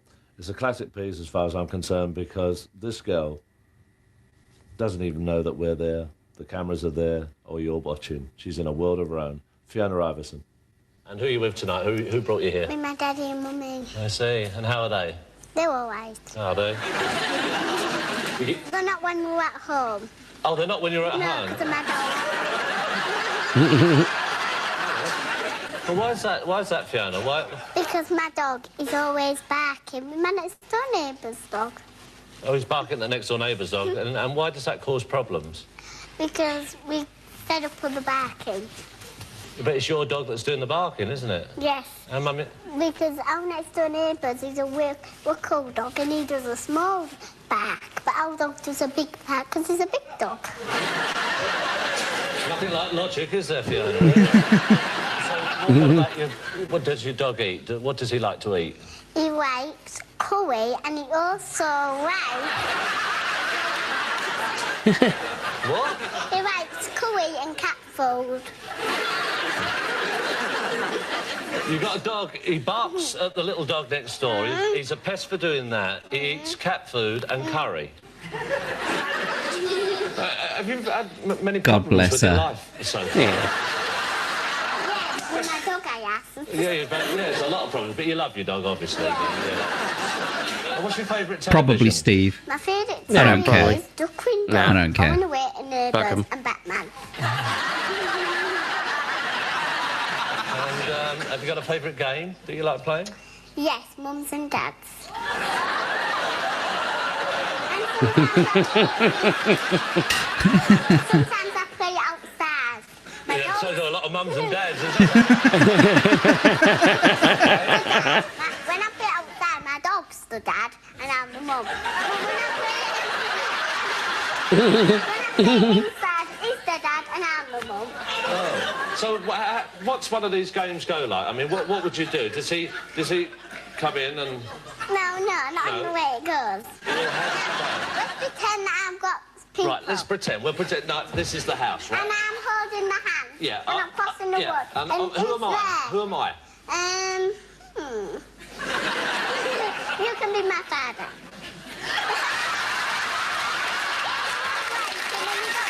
Ooh, chance would be a fine thing.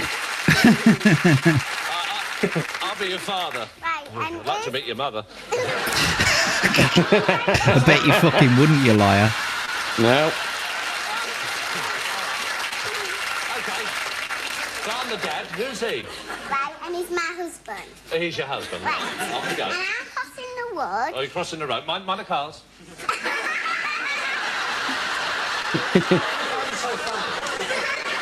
What's so funny about that? You've got to mind the cars. Right, and now I'm cross the wood, and I'm holding hands. Yeah, do it round this way. Right, and then you're the lollipop man.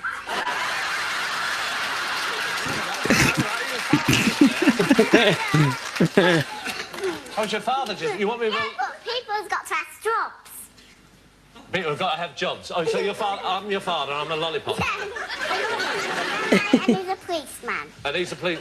Okay, all right. Let's pretend that there's a carrier, that I've got to mind it, then I can cross, and he comes in when I'm...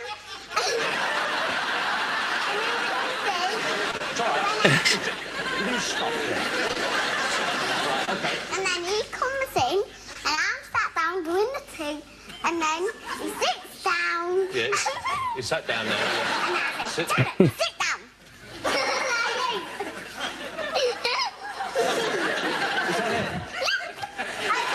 A different way. And he is there. Yeah. And then the children wake up, so I carry him and I go back in the cot, and he's fast asleep, and I'm awake. Right. Rocking the baby. Right.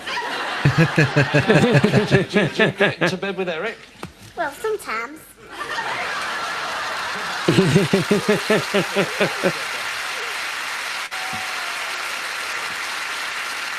Yeah. Okay with me sitting beside you? You're quite happy? All right, now we've got a microphone there for you. You pick it up. Don't lack any confidence. Anyway, before we get any further into that, I know there's only a couple of minutes left. Or actually, you know what? There's 18 seconds. What do you want to be when you grow up? Barmaid.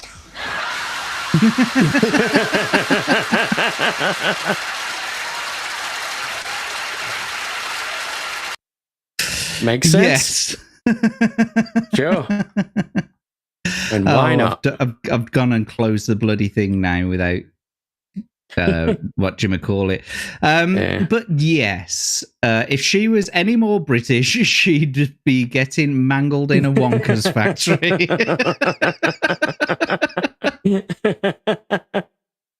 So there's, I did have a few more clips, but time is getting on a little bit. He was also booked to do the Royal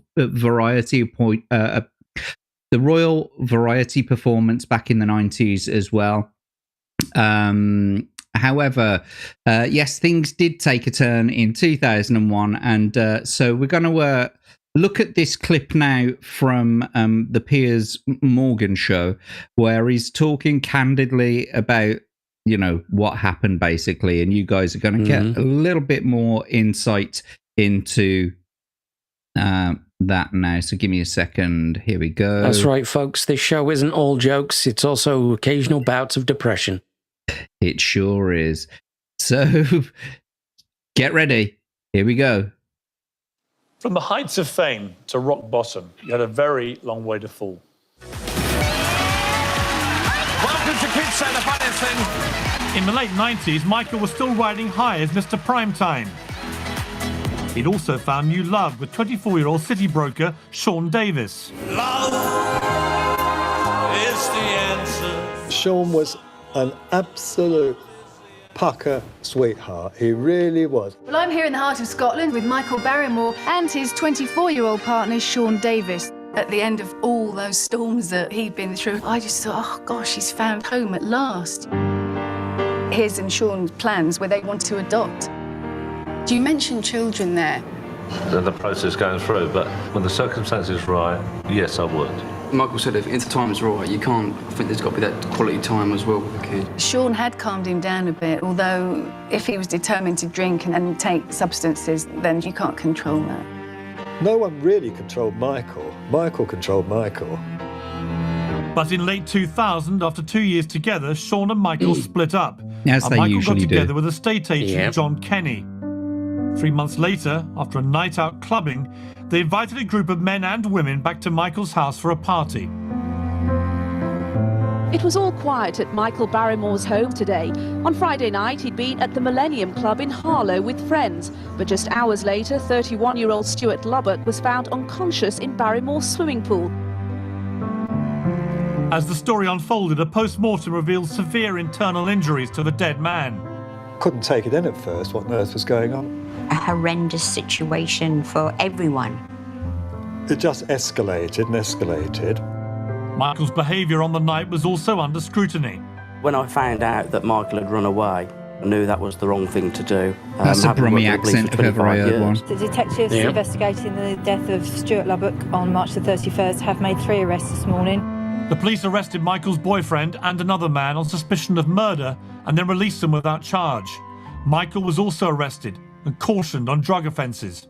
Yeah, they were Stories terrible crept to out him, bit Steve. by bit. Yeah. Drink and drugs had been found in Stuart Lubbock's blood. And Fleet Street In his this was a blood? bean feast, I'm afraid.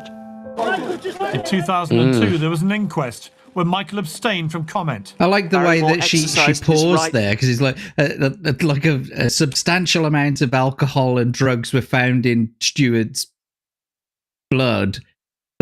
Not to answer questions about drugs at the inquest. And remember, this is the guy, the star, that had always been open, friendly to everybody. The coroner recorded an open verdict. I've been unable to determine how exactly Stuart came to his death.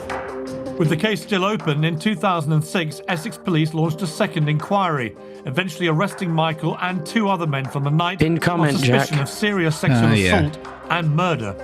We remain committed to finding out the truth of what happened that night. Someone knows, and I hope their conscience to do the right thing will eventually prevail. I've been asking for years for this to be done and to bring it to a conclusion. Fucking hell. Essentially for Stuart's family and for myself. Jesus. All 3 were released without charge. But the damage to Michael's career seemed irreversible. I'm not sure there's ever been a fall like it from someone who was loved. A father's son and a dad died, and that brings its own tragedy, and I know Michael feels that. I know he feels that. I heard that he was on suicide watch, so I went down, and it was just awful. It really was. Because I just felt so sorry for him. I really did. And I thought he was just a broken man. He really was.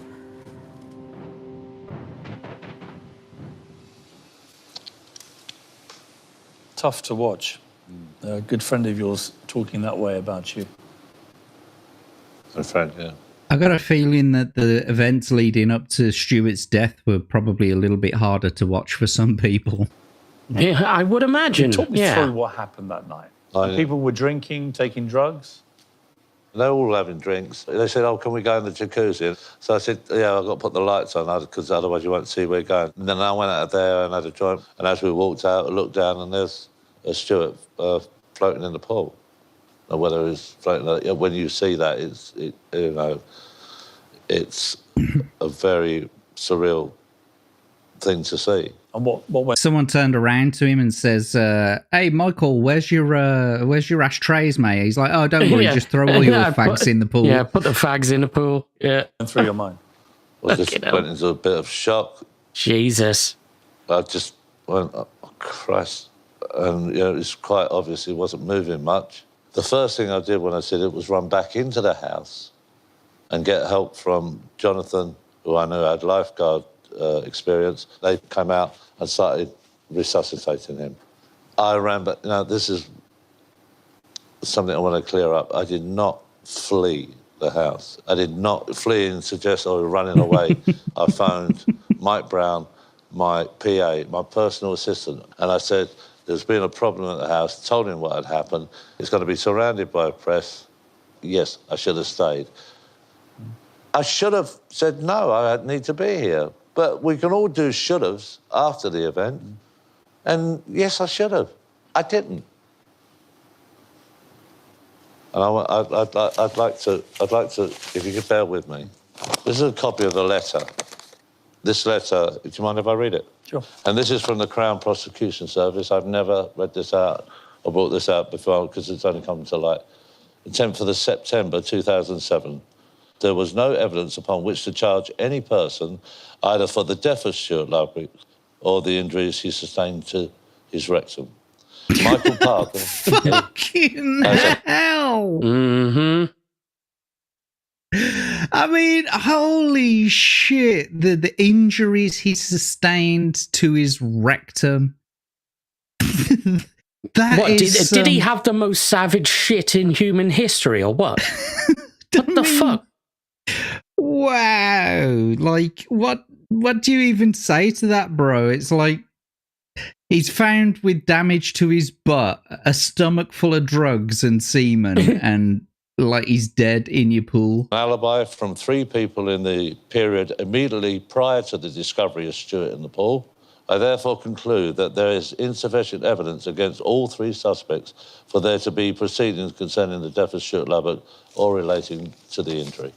The truth about this, Michael, isn't it, is that we may never know the truth. Yes. You were there. Unless you tell us. Yeah, that would help. That would help. Take responsibility for? I was responsible for allowing people to come back to my house and go out to the pool. You would assume was capable of looking after themselves. I mean, I understand how you feel and the passionate way that you Someone defend yourself. fucks hard. But I guess objectively, in that entourage. I've got people that go around I get it. making all sorts of allegations. I get it. But what I would say is this, that I guess you have to start, don't you, from the position that this young man, this father of 2 kids, lost his life. No, hang about. I'm getting to that. You haven't let me finish. Right. That family deserve proper answers, OK? No parent should have to bury their young. I had nothing to do with what happened to Stuart. I am innocent. I am not 99.9% innocent. I am 100% innocent, and I am entitled to walk around with my head held high for the rest of my life.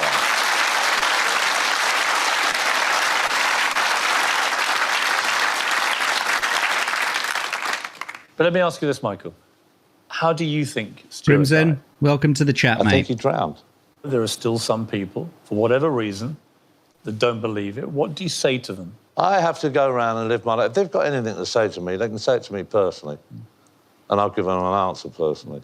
But do you believe there are people out there that know the answer? But I have to, because there's no answer anywhere else. And yet all that's happened over all these years is that it was convenient. And some of the journalism, you showed one of the headlines there, gay orgy. How do you have a gay orgy with 4 girls and 5 blokes, 3 of them are straight? How do you? Yeah, fair enough. That is a fair comment, but the dude was found with semen in his stomach and a yes stretched ass. Yeah. So And just because you say you're straight doesn't make it so. Because Michael Barrymore himself claimed to be straight for decades and wasn't. Yes, exactly. Yeah. Let's just carry on because there's a few more, Stuart a few more was found seconds. with Yes, various Shada. drugs in his body, and you were asked directly if you had facilitated him taking drugs, and you declined to answer. What was the truth about that? Well, I didn't facilitate him taking drugs, but no, I was advised that by my lawyers at the time. You don't have to answer in a coroner's call. You can just. I said, well, why don't I just say? It wasn't a gay orgy. It was just an orgy. An orgy, yeah, with gay guys in it. Sure, a lot of gay guys. Yeah. But again, with hindsight, do you? I mean, I see that. No, yes, but I took. Since when do coroners have courts? I'm not making an excuse. Oh no, there are. No, but I'm saying the reason that I fucked up. What more do you want? No, coroners do an investigation, and then their findings are brought I couldn't be in more court. sorry. Look, Stuart will never get his life back, but you will never get. It's a tribunal, isn't it? They hold a tribunal, a medical tribunal. Yeah, a coroner's tribunal. Coroner is actually a really highly sort of authoritative body in the land. Yeah, like because. When you find when you're out metal detecting, for example, and you find more than 10 coins or 10 objects of value in one place, you have to report it to the coroners because it could be someone's buried treasure, and they have to go through the whole process of what do they call it, probate, and it has to be reported to the coroner. I mean, if only the victim had, less of a tribunal up his rectum, he might still be alive today. But I have to live in hope that somehow, somewhere, there will be an answer. I hope it's in time, whatever's left of my life. Well, I mean, that was quite some time ago, and now he's getting on a bit. He's nearly 80 now. However, so there is a little bit of a development in this story, as this shows here, even as late as 2021. So this is a article from the the Scottish Sun. It was published on the 17th of March, 2021. Pool probe: how Stuart Lubbock's death in Michael Barrymore's pool puzzled cops for decades as new arrest is made in the murder case. So it goes on about the death, and there's Stuart Lubbock, by the way. That's the young man who died in the pool with a damaged rectum and drugs in his body. So he goes on to basically talk about what happened, and they're saying now Essex police revealed they've arrested a 50-year-old man in connection with Lubbock's indecent assault and murder. It's been 20 years. The 76-year-old said this morning, "It's nearly killed me." Well, it did kill Stuart. Drug-fueled tragedy. When word got out about Lubbock's death, questions were immediately raised. How had the meat factory worker come? How had a meat factory worker come ended up? That doesn't make sense. Ended up in dead in the swimming pool of one of the UK's most famous celebrities. Even the writer had a Freudian slip. How had a meat worker? Meat worker come. Jizz. But yes, I'm not. I mean, so arrests and appeals. Here we go. Ever since that night, investigators have been working tirelessly to establish exactly how Lubbock died. Justin Merritt and drag queen Jonathan Kenny, who were both also at the party, were arrested along with Barrymore in 2001 on suspicion of murder. But the trio weren't charged. Yada yada. Blah de blah de blah. Barrymore, two others, were arrested again in 2007. We've been through a lot of this already. It came back that they was innocent. Where is it? Where's the new guy? Where does it talk about the new guy? Got a new guy.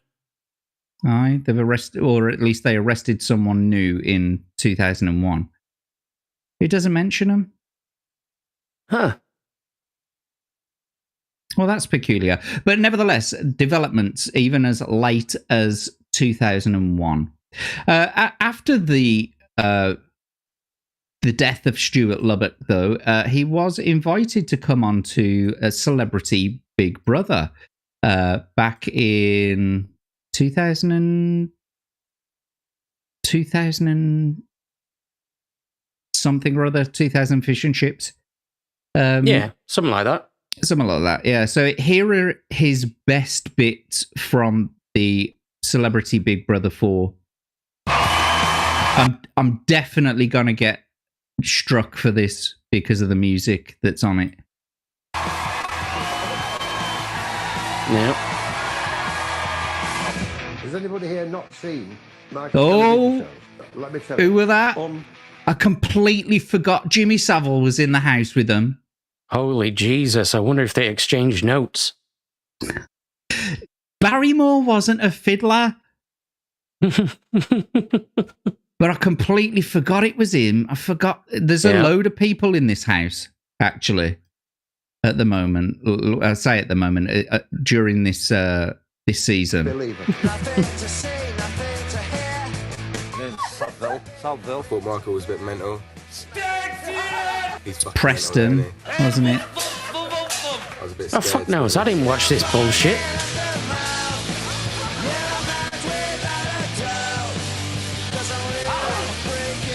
I think a lot of people's perception is I'm going to run around and bend backwards and do ridiculous dance moves. Like, you couldn't live with that all the time, drive you mental. I respected him until the point when he turned round. I'm pretty sure this season had Pete Burns in it as well. That's Chantel, that is. So there he is, Pete Burns. That's Pete Burns, by the way. You know, what's it? You spin me right round, baby, right round like a tranny baby, right round, round, round. Mutant extraordinaire. The return of the sausages. Meat factory worker, gay orgy. Yep. Exactly. Now it's you're all getting making it. sense. Now Yeah. you're getting it. Let's carry on with this. Sorry. Got to stop. Stop moaning about everything. You talk such a load of shit. Honestly, keep your opinions to yourself. You got all the attention. Just everyone shut up. There's a 55-year-old man crying in the garden. Michael's been through hell. I really wanted him to come on here and dazzle and make a comeback, a glorious comeback to Britain, where he should be at the top. Oh, that was George Galloway. I was going to say, that sounds like George Galloway. I'd forgotten he was in this shit as well. I'm having a ball. I'm having an absolute ball. Coffee, anyone? My time in the Big Brother house has been the ultimate example of life. I'm very, very proud of myself.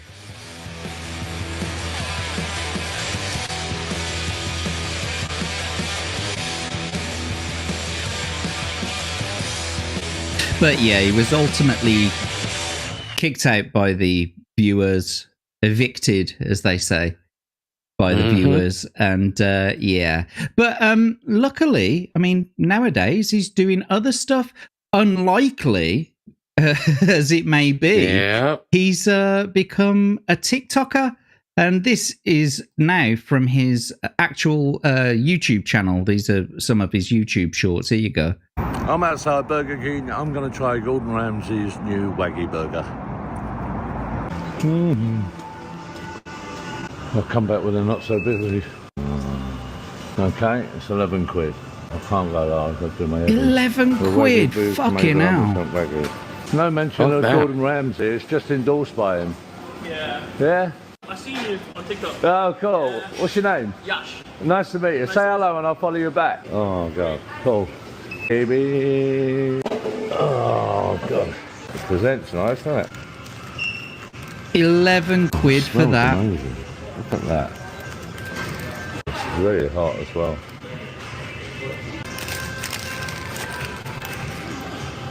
The meat's a bit rubbery. It doesn't really taste of Wagyu, it just tastes like a normal Burger King. What is it, 11, 13 quid? It's like, it's so rubbery you could shove it up a man's ass. And then throw it in your pool. Yeah. I'm a bit back. What? This one, Yeah. Ah, thank you so much. Cheers. Thank you so much, Ash. Really good. Thank you. Okay. Lovely day. Might have a day at home today. Good girl. Doing it? Yeah, man. You're cool. Come on. You're not fucking taller than what I thought you would be. What's your name anyway? Dave, DJ. Dave. Hello, Dave. I had a dog Was that called you? Dave. 5'4". It was me. Not been on telly. With your soundboard. Yep. Is that how you take a picture? Here you go. I'm going to bake that, not grill it.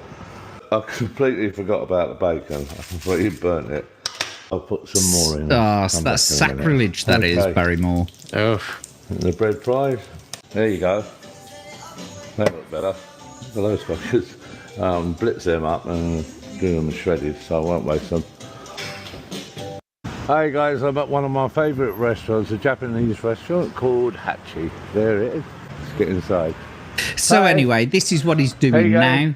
He's been going around doing TikTok videos. Okay, he's also been doing a lot of Broadway performances and writing shows and that kind of stuff. But I think we're going to just play this one more clip of him. It's just 2 minutes, just showing what he's literally doing right now. This was from a year ago. So here we go. This is our final word from Michael Barrymore. This is him now. He's like nearly 80. Michael Barrymore. Maybe here. he is I'm 80. Here at my home in West London. You may have heard I'm moving to Spain. I am doing later in the year. I'm going to let this place. Also, you might have heard about Dave, my dog. Here he is. He's like 15. He's 100 and something now, and he's still hanging in there. And he hasn't got too long, but I think he's trying to make it to Spain with me. So I thought I'd bring you up to date with what's going on in my life. Lots of you have asked me what I've been doing over the last 20 years. Well, first thing I did over the last 20 years, or 20 years ago, was get myself well, So I attended a meeting every week that I hosted. I was secretary of an AA meeting every Monday in a place called the Boltons. People go so you had to be the host. With drink or drugs, and I helped as many as I could, and they helped me. And that got me sober. So I managed not all 20 years. I got 13 years. TikTok came along. And I thought I'd give this a go. I'd give it a go. Started with no followers, no blue tick. And 3 years later, we've got loads of followers and I'm having the time of my life. And then I started on YouTube. What else has happened? Vic gave me 3 months, about 3 years ago. So anyway, it's been down for a sec. I get lots of people saying to me, the ones that grew up with me, especially on TikTok, probably now on YouTube, saying, when are you going to be back on television? Well, that's never going to happen. I've got no intention to go back on television. I don't want to. Unfortunately, I think it's just got into a terrible state. The best platforms today is TikTok and YouTube, and that's where I'm staying. So I'm happy. Sorry, Barrymore, I've got to disagree with you. Both of those platforms are absolute shit. Nice house, have a bit of garden. I've got a bit here. I'd like a bit more. I've really got into that lately, and making my own produce and cooking it. So I'd like the YouTube channel to be really up and running. It's doing well, and I'd like it obviously to be better. And the TikTok one, it's 3.2 million it reached today. I'm free to do what I want to do. So hopefully November's going to be the date that I'll actually start moving to Spain. Obviously, I'll vlog that all the way over, the whole journey. It'll take a couple of days to take the car down there. And also I'll be letting this place out. And when we get to Spain, I want to set a studio up there, obviously for TikTok, and use that as a base. And if I vlog everything, you should watch the whole journey all the way along, and I'm going to have a great time filming it all for you. We'll see how long this little fella hangs around. All right? There you go. And there we go, boys and girls. That's the end of the journey for now. With regards to Michael Barrymore. So there we go. That was what do you reckon to that journey that we've just taken you through? Like a 2-hour journey, basically, about Michael Barrymore. Well, it was 1.5 hours because we were talking to the chat for a good half an hour. What do you reckon, boys and girls? Did he do it? Didn't he do it? What do you reckon to his career? Give us some thoughts and comments down below in the chat and all that kind of stuff. Did he do it, Doe? No diddy. No diddy. Yeah, he's off to sunny Spain. As we discovered a couple of episodes ago, that's usually where criminals go to run away from their criminal past. But I wish him the very best. He's an innocent man. He's never been proven guilty. That people can talk as much as they like about him. I loved him back in the 90s and the 80s, and he was a fantastic entertainer. He was, he was something. Mudcrab is saying that was different. Jesus. I think he didn't do it, but he knew the person who did. I bet it was a lover, hence covering for them. Yeah. Probably. He 100% was one of the depositors. Yeah. I think someone mentioned in the chat earlier they have DNA analysis. Can you do DNA analysis when there's mixed samples like that? Yes. Okay. Cool. Yeah. I didn't know. Are you trying to tell me you've never tried to do DNA analysis on a whole bunch of jizz before? That's right. I did try a colossal, massive hoard of jizz. Yeah, I found a bit of a floppy biscuit once that had some suspect, substance over the top of it. Left there by a bunch of army guys. But I didn't get any results. Yeah, you just licked it and I was like, oh, that's Johnny. That one's Frank. Yeah. There's a little bit of Johnny, a little bit of Frank in there. And then you just swallowed the whole biscuit. Oh. Anyway, speaking of such things, and you woke up in a swimming pool. You're like, what the fuck is this magic? It's time for the fan favorite. It's time for the fan favorite part of the show called "What's Behind the Hole." So here we go. Nope, it didn't work. It's time for "What's Behind the Hole."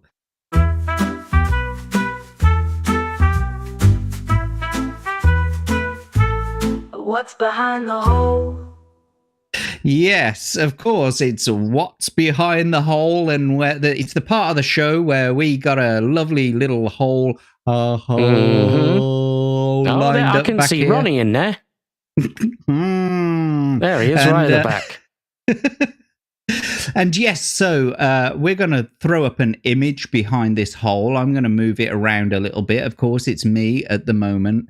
But we're going to throw up an image, and you guys in the chat have to guess what it is. So here we go with the first image.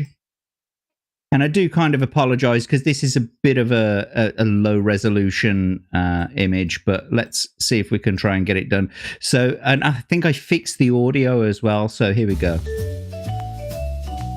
Nice. What color is that? It's looking quite orange. I think it might be Reddish. the brightness of the photo. The quality's not great, I must admit. So you may find it very hard. Just like this bloke did on a few occasions. Yes. Oh, on more than one, I think.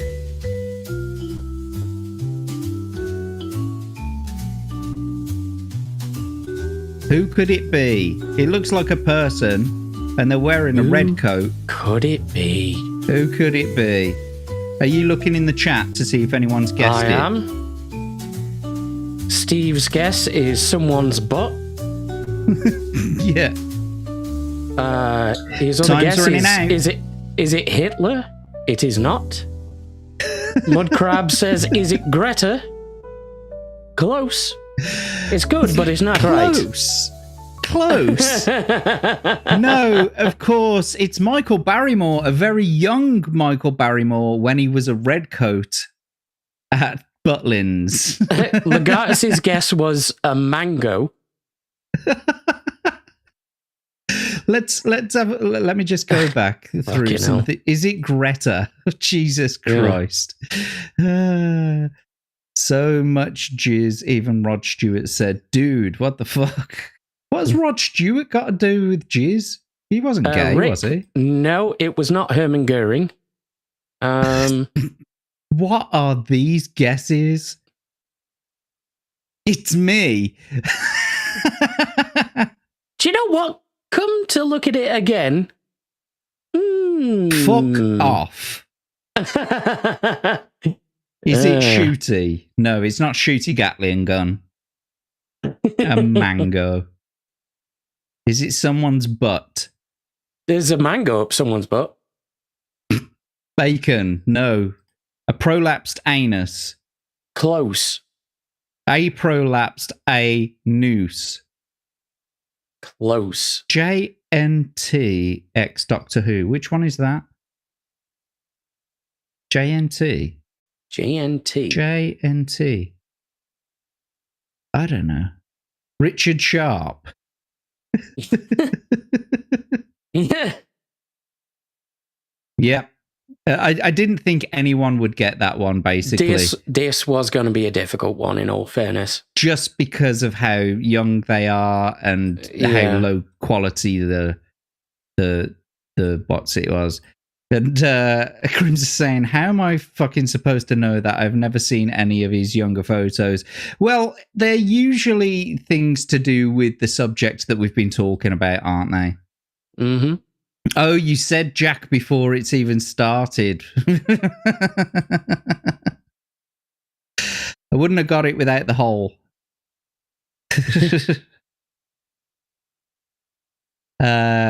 G and T. Yes, G and T. Yes, please, Atom, if you're buying. It was a gin and tonic all along.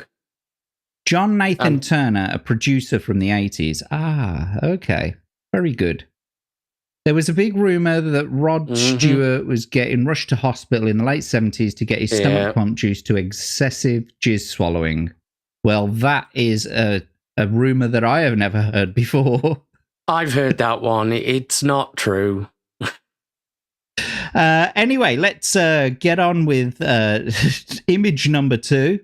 So, what is this? Let's start the music again. You got until the music ends.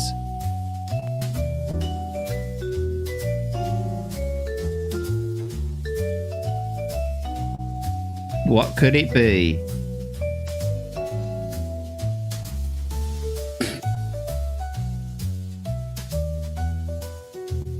That looks like stairs there.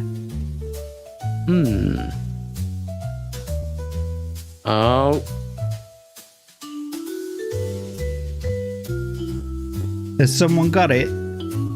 Steve's got it. Oh, well done, Steve. I was trying to keep it out of the way of this here. Legatus was close. Mud crab. Is it Blockbusters? It is, of course, the set of Strike It Lucky. There you go. Biscuit, it's good. It's a good guess, but it's not right. Is it Blockbusters? It's a good guess, but it's not right. In fact, it was, as Crimson Shadow said, where is it gone? Where's it gone? Where is it? Well, he said, no, it was Steve. Steve said it first, wasn't it? Yeah, it was the Strike It Lucky set. Well done, Steve. You won nothing. But Legatus did get it kind of right. You know, it is a game show stage. You are absolutely right. Anyway, on with you the next... You get nothing, sir. Nothing. Strike it bastarding lucky. Yes, indeed. Yep. Is it the shopping mall where Tiffany sang? Right, let's get on with the next one. What could image number 3 be? You've got until the music runs out. Let's go. Oh, so what's this down here? A lot of green. Ooh, looks like some trees. Lots of green.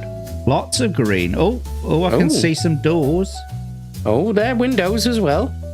That's right. It's looking very housey-like, and a car. There's a car.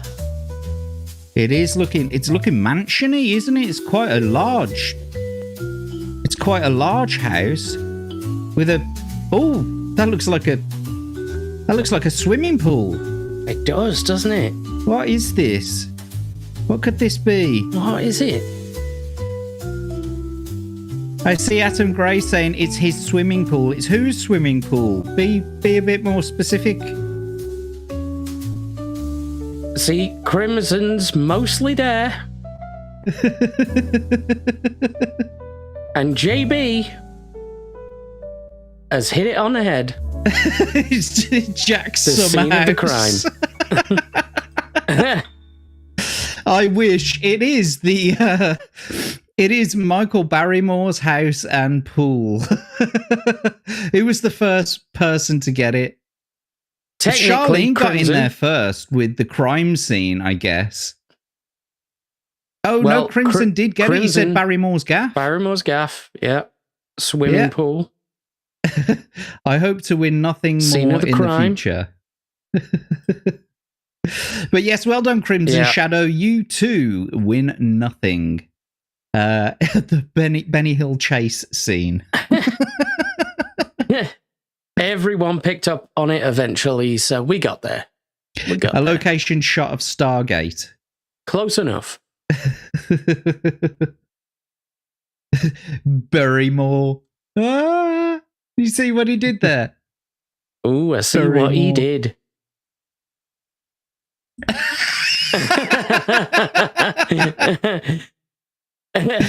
Of course. That's the whole point. Okay, we've got one more image to get through, so let's do this now. I'm going to move this down here somewhere so that we don't see what's behind the hole too well. Here we go. Okay, let's start it. Let's do it. You got until the music runs out. Let's go. Ooh, something different now. Oh. That looks like hair.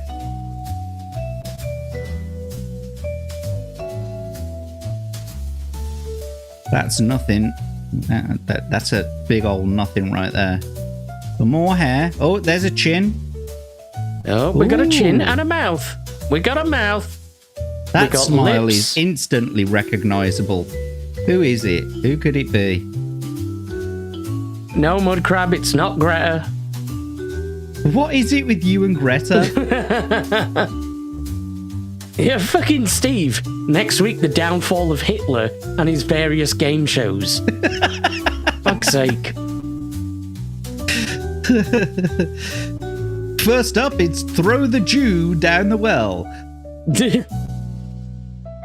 Any clues? Anyone? Biscuit? No, it's not Tiffany. Atom, it's not Pete Burns. Rick, it's not Samantha Fox riding Lemmy.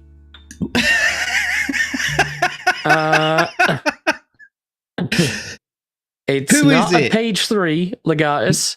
I'm going to reveal It is, in fact, another Barrymore. It's Drew Barrymore. No relation at all. No relation. In any way, shape, or form. Anyway, there we go, boys and girls. Thank you for playing What's Behind the Hole, and we'll get back to it again next week.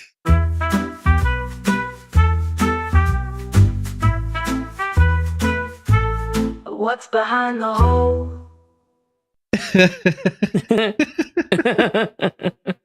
I love that game. I love it. It's one of my favorites. It's the highlight of the evening almost.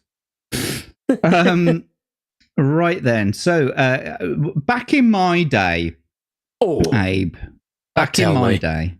Oh, I tell thee. The kids don't know how good they've got it nowadays. This is what we used to have to put up with. Here's what we had to put up with. Do you remember these? Look at all them. Fan-fucking-tastic. Some of these are still going, you know, and some of them are no longer with us. Quite a few of these are still going. Are they? Yeah. Bar 6 isn't. Actually, yeah, thinking about it. Is that a or is that... Amazing Raisin isn't. Bar 6 isn't. But look at those prices. A Curly Whirly for 3p. Yeah, but back then that was like 200 quid. A Curly Whirly nowadays is about 60 odd pence. A Dairy Milk chocolate, look at that, 5 pence for a Dairy Milk chocolate. Caramel, 9p. This must be from the 70s. It's, yeah. These are prices from the 70s, these are. It's gotta be. Because it's post-inflation. I was going to say, I'm surprised it doesn't say D instead of P to denote fucking Roman denarii. It's definitely post-decimalization. It's post-decimalization easily. That was 1969, wasn't it?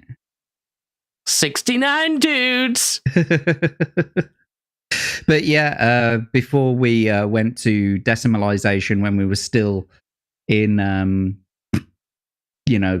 old money, basically, crowns and shillings and all that kind of stuff. Yeah. Back to it. And I wanted to show some for the American crowd as well. Look at these boys and girls back in the American days. I don't remember half of these, but look at all these guns. Are some of these still going? I know that we've got Hubba Bubba, an extra. Bubble Yum, I think, might still be going. Bazooka, I think, is. Fruit Stripes, Wrigley's Extra. Orbit. You can definitely still get flakes. Definitely. Yeah. But I'm telling you, Adam, like 3p. 3 whole pence. It's £1.50 for a bar of fucking Dairy Milk nowadays. Yeah. Gotta get a mortgage to buy some fucking chocolate. Cadbury was conquered in a hostile takeover from Kraft back in the day. Then they pissed on the brand. Absolutely. The only thing that they kept from the old days of Cadbury was the actual Dairy Milk bar itself, because its whole shtick was it's a glass and a half of real milk in every glass. In every bar.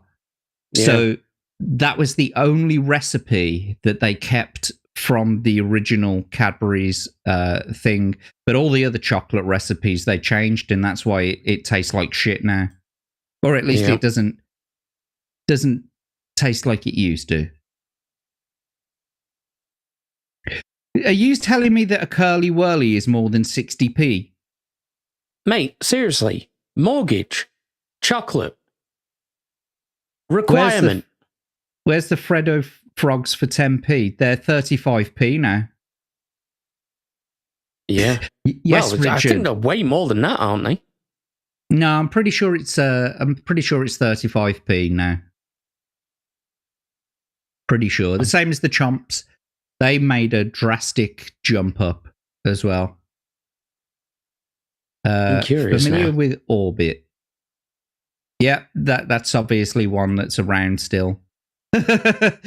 Mud Crab is asking Wrigley's. Swapping Wrigley's.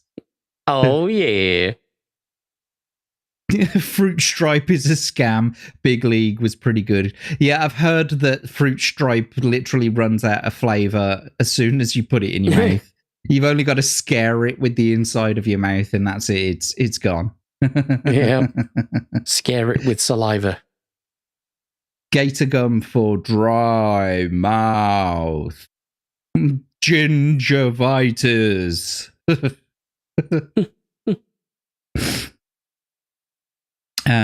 Gator gum, Bazooka fell off. Okay. Bazooka that Veruca. Steve saying leading to the Chomp smuggling wars. Yep. Depends where you buy them, though. Are you talking about the Curly Whirlies? Well, yeah. If you buy them at a frickin' like an airport or like a WH Smith's in a motorway services, then you're definitely remortgaging your house. You buy anything in any one of those places, you're definitely remortgaging your house. Yeah. And do you remember these, mate? Wagon wheels. Oh, of course I do. I know you still get them nowadays, but don't wagon wheels seem much smaller now? Mate, fucking everything seems smaller now. You buy a packet of crisps, and you're basically paying for a sack of air. No, then you it's dig true, down though. and find like 3 crisps at the fucking bottom. No, it's absolutely true, though. You go to the shop, you pay your fucking 60-odd pence for a pack of Walkers, and it's just an inflated bag of air. You can literally shake it and rattle them around. It never used to be like that. Oh, they don't know how they've got it. The biggest irony, Jack, is that the food has gotten so much smaller, but the people have gotten bigger. What the fuck is going on? It's true. It's true. Right, now, one last thing I want to ask. Jaffa Cakes. Jaffa Cakes. Me, some of you may know a friend of the channel and a person who we had on the Read and Roll show last week, Anna's Gameland. We have had extensive debate about this. Is Jaffa Cakes a biscuit or a cake? It's a cake biscuit. And do you dunk it in your tea? Personally, I would probably not dunk a Jaffa cake. But I might. Because it's part cake, part biscuit. It's not a fucking biscuit.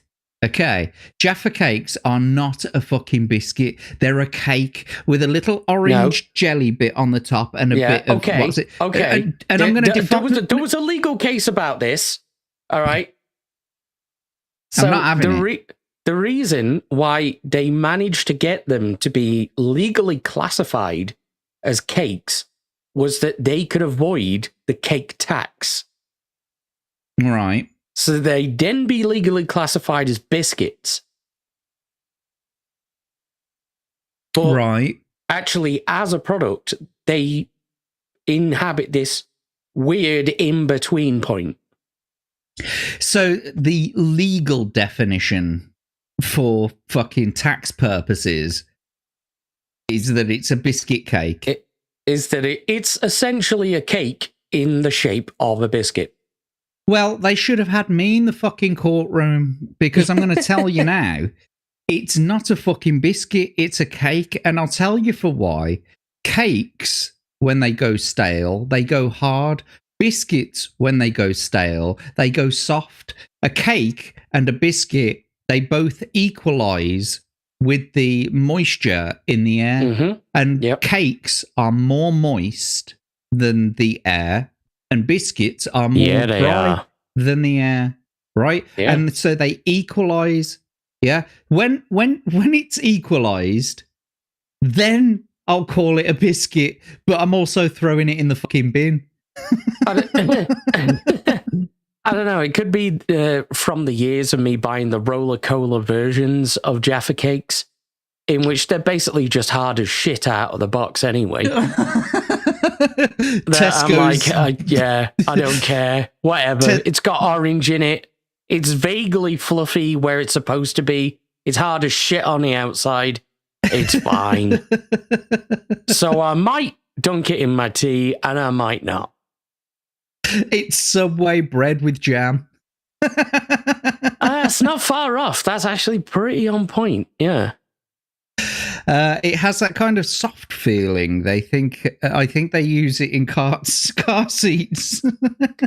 Yeah, that's right. It's not a cake or a biscuit. It's just fucking car seat foam that's been injected with jelly. See, Mudcrab completely agrees with me there. See, we should have been on the legal team. Yeah, that made Jaffa Cakes McVitie's have to pay more in tax. That explains it then why you think it's a biscuit. Exactly. Yes. Yeah, cheap as chips. What would you like a? Yeah. So me and Mudcrab, we do these Stargate streams on Thursdays and sometimes Fridays, and of course, some of the main antagonists are the Jafar. Yeah, the soldiers of the Garwood. Jafar Kree. Yeah. Jafar Kree. Yeah, that's what what's his face was, fucking black dude. Teal'c. Yeah. Teal'c. That's him. Yeah. Yeah. Yeah. So that's yeah.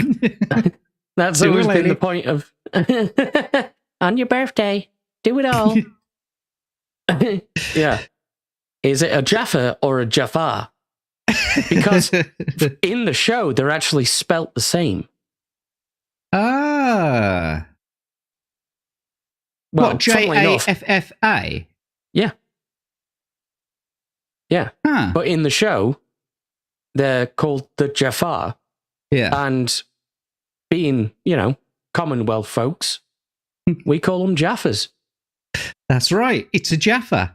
And what Charlene said here, it's in the fucking name.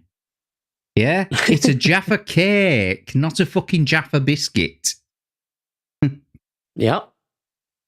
Indeed. Indeed, Grizzled. Indeed. Indeed. The Great Jaffa Cake Wars. So there you go, Anna's Game Land. If you're watching out there, you're lurking, or if you're watching the replay, there's tons of people, hundreds of people in the chat that are agreeing with me right now. It's a fucking cake. However, the question still remains, do you dip it in your tea? You've said no.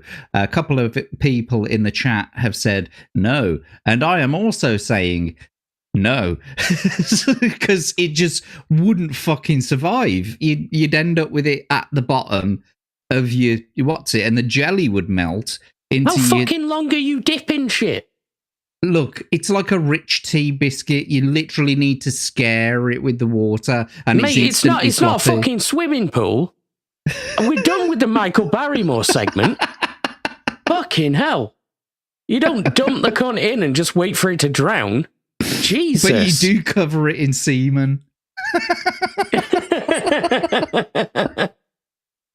No, it's already got orange semen on the inside. It's part of the allure. Oh my God, you should not have said that, Charlene.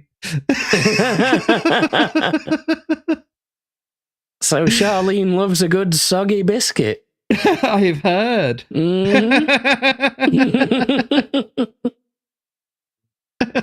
God damn it. Right, what else we got? Just before we go, look at this here. Quick save. Good old quick save. I wasn't supposed to be showing that one right now because there's a couple of things that I want to get to. It was a couple of memes. Oh, yeah, here we go. So this isn't a meme, but nevertheless, you've just found your Walkman. What tape is in it? Answers in the chat as well.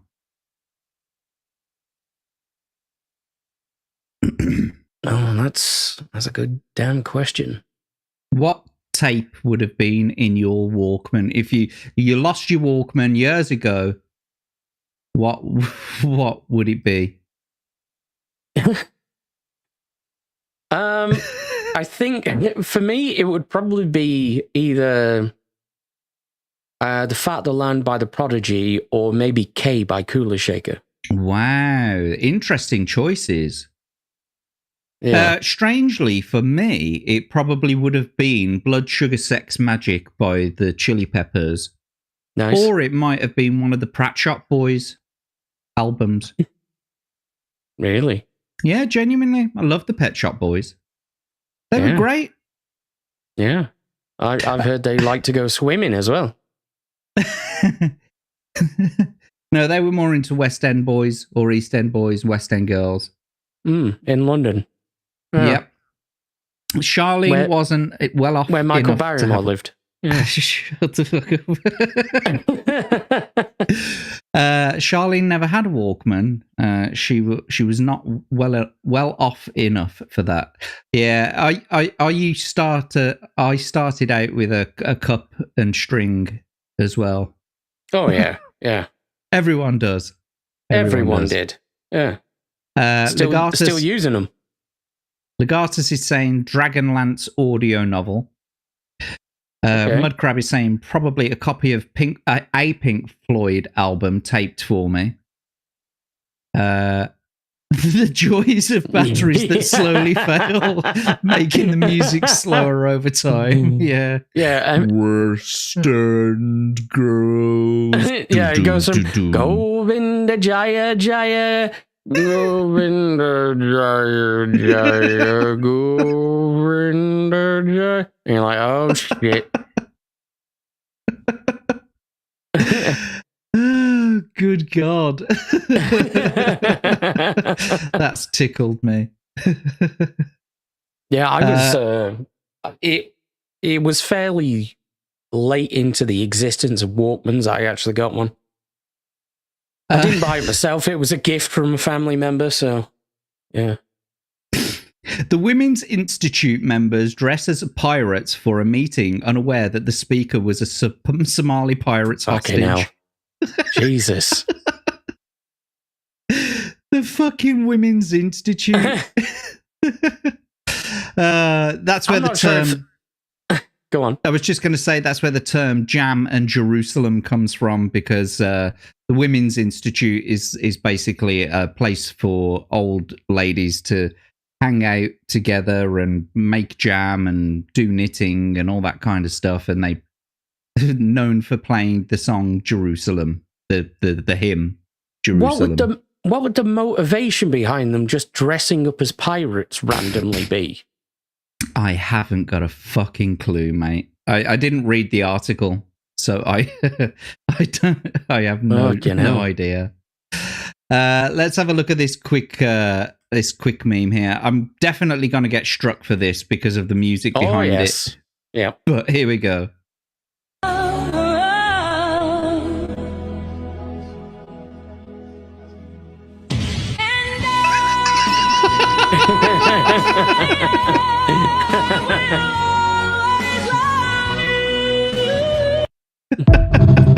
That fucking poor dog went flying. He is gone. He is out of here. Oh, he gone.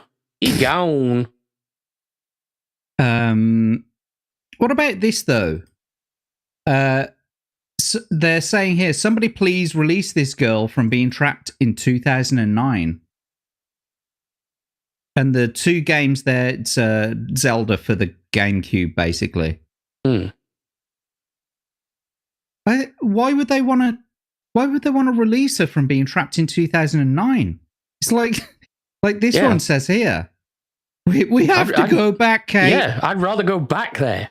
What the fuck? Ain't rescuing no one from shit. Back in my day, we didn't have vape pens. We had Mr. Sketch. Did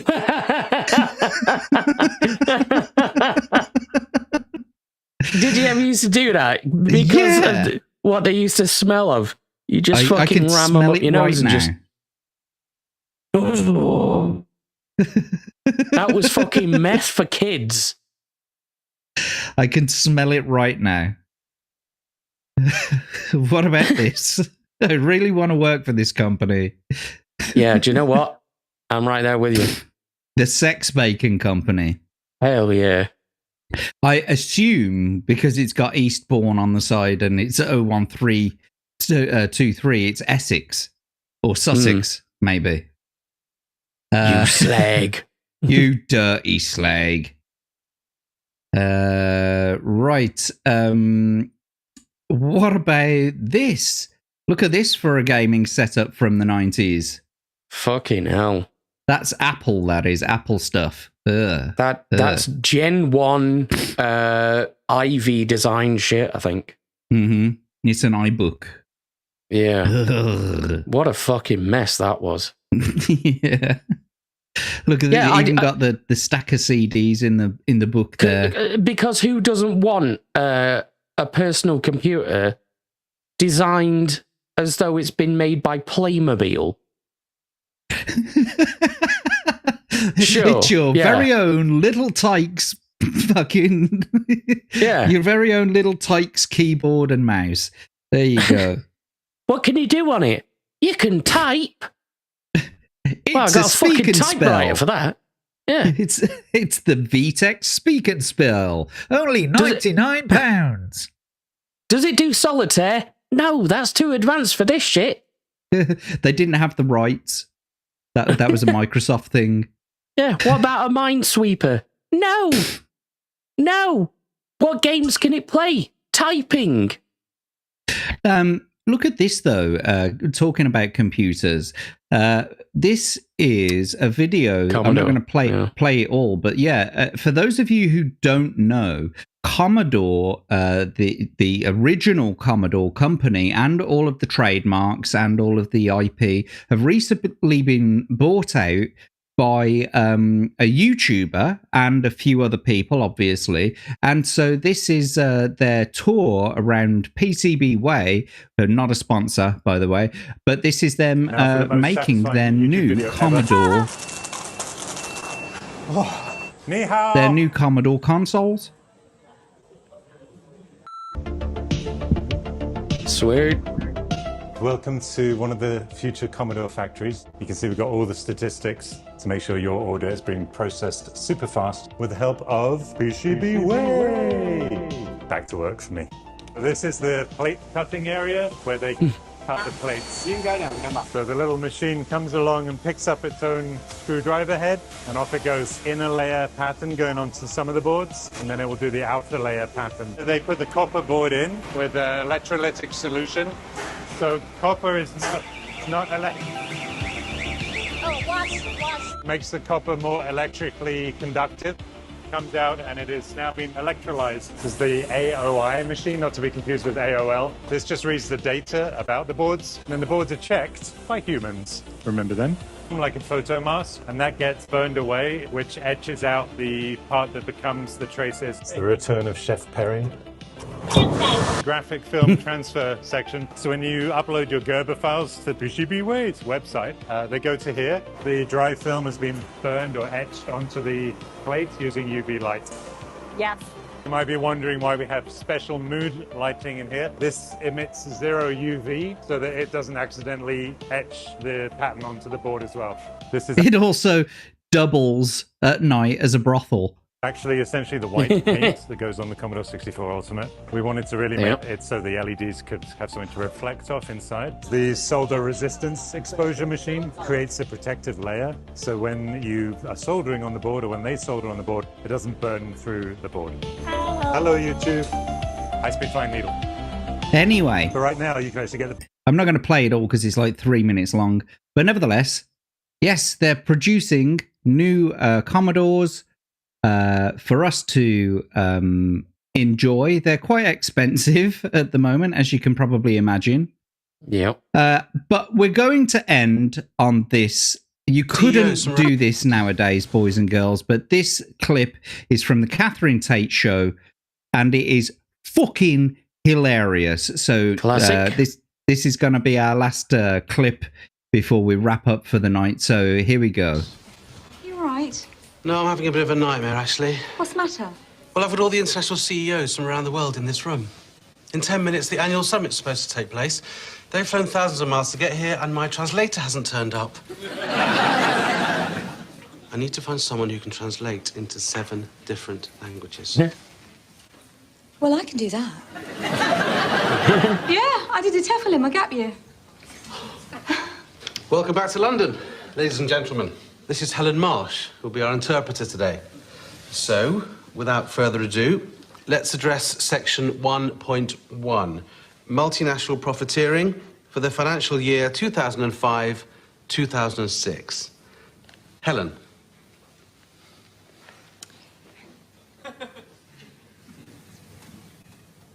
I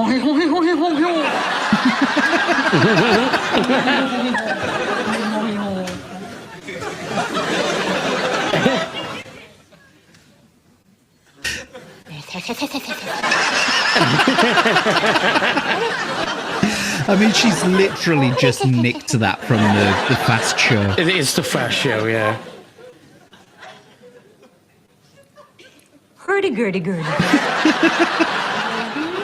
Hurdy-gurdy-gurdy-gurdy. And that's the Muppets.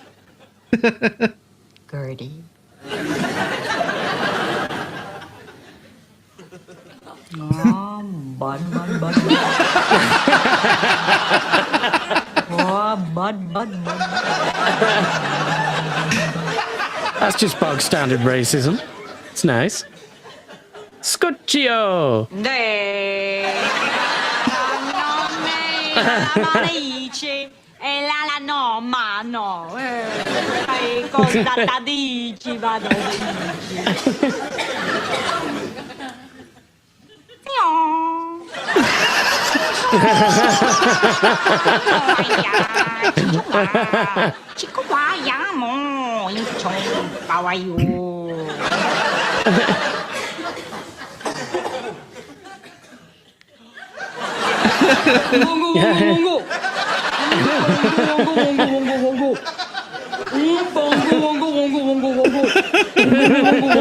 This is not my sandwich.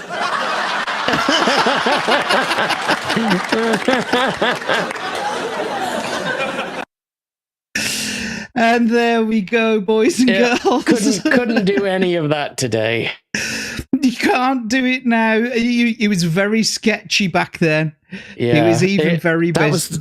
That was the golden age of comedy. Easily. Well, this is when we started to decline a little bit. I think this was the beginning of the end. Like the Catherine Tate show started in 2001 when Michael Barrymore.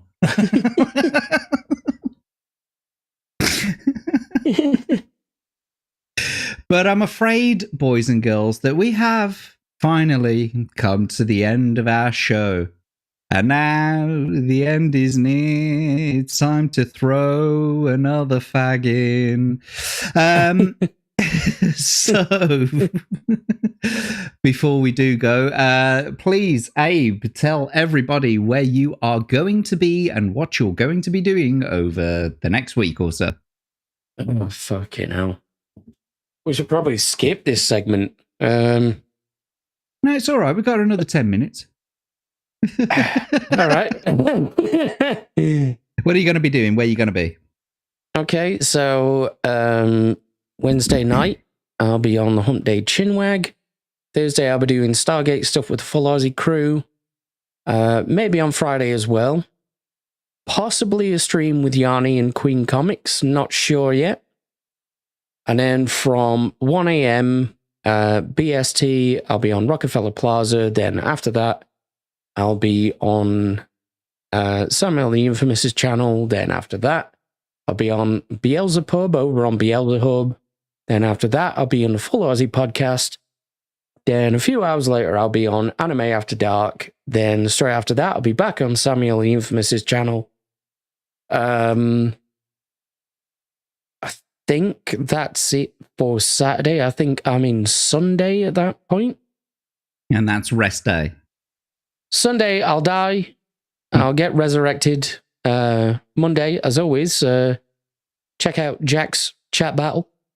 Of course. It's the last week, of course. Yeah. That particular. I'm going to reclaim my place at the top. Well, you've got to get 7 in a row to do that, mate. Challenge accepted. Unless you want to share with Daveyverse. But I think Daveyverse is going to get the golden bat longer for this month. Maybe. Yes. Yeah, I don't think I've got much else planned on Mondays so far. But I think that's actually when Eclectic Goat is doing her big stream, isn't it? So I'll probably be 29th. over on there. Yeah, 29th. Monday the 29th. Yeah. So she did say that she was going to be doing a show, a big 100th episode show between 5 and was it? No, it was 3 and 9 on Monday. That's 3 and 9 p.m. Monday Eastern time. So that's about fucking, I don't know. What time is it over here? What did we say? I don't know. Well, there's a 5-hour difference between BST and EST, so yeah, I'll probably pop into that at some point. Yeah, and then next Tuesday, yep, Marvel Rivals, and then right back here for the Jack and Abe show. That's it. Well done. You got through it in less than 10 minutes, mate. That's awesome. Yeah, and as always, I might pop up in other places. I don't know where yet. They tend to be quite last minute. Pop up in other places, yeah. Oh, yeah. Oh, yeah. Oh, do it later. Yeah. And I am, of course, Jack Tarlad. You can find me on all of my socials at Jack Tarlad. Tomorrow night, of course, it's Wednesday, the same as Abe. I'll be on the Hump Day Chinwag on Tomby and the rest of the panel's respective channels. That's 8 o'clock British time. And then on Thursday, it's my flagship show, Read and Roll, where we bring on a person to play through a fighting fantasy game book. And this week, we've got Smooth the DJ on. I haven't actually got anybody booked in for next week. But nevertheless, you can see me then again on Monday night. I will also be making an appearance on Eclectic Goat's 100th celebration show. But then after that, I will be doing the final show of the month of Chat Battle. So if you want to try to knock Davyverse off of his perch at the top of the leaderboard and try and claim that coveted golden card that he made, then you can do that. But until then, I guess that's about it. So it's piss off from him. And it's a fuck right off from him. Have a good night, folks. See ya. Bye.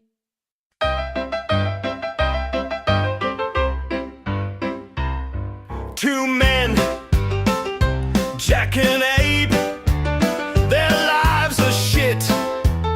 Their minds are brave, their brains are dead, their thoughts are saved. It's Tuesday night, come watch them misbehave. Bollocks, it's all bollocks. Bollocks, bollocks, bollocks, bollocks. It's all bollocks.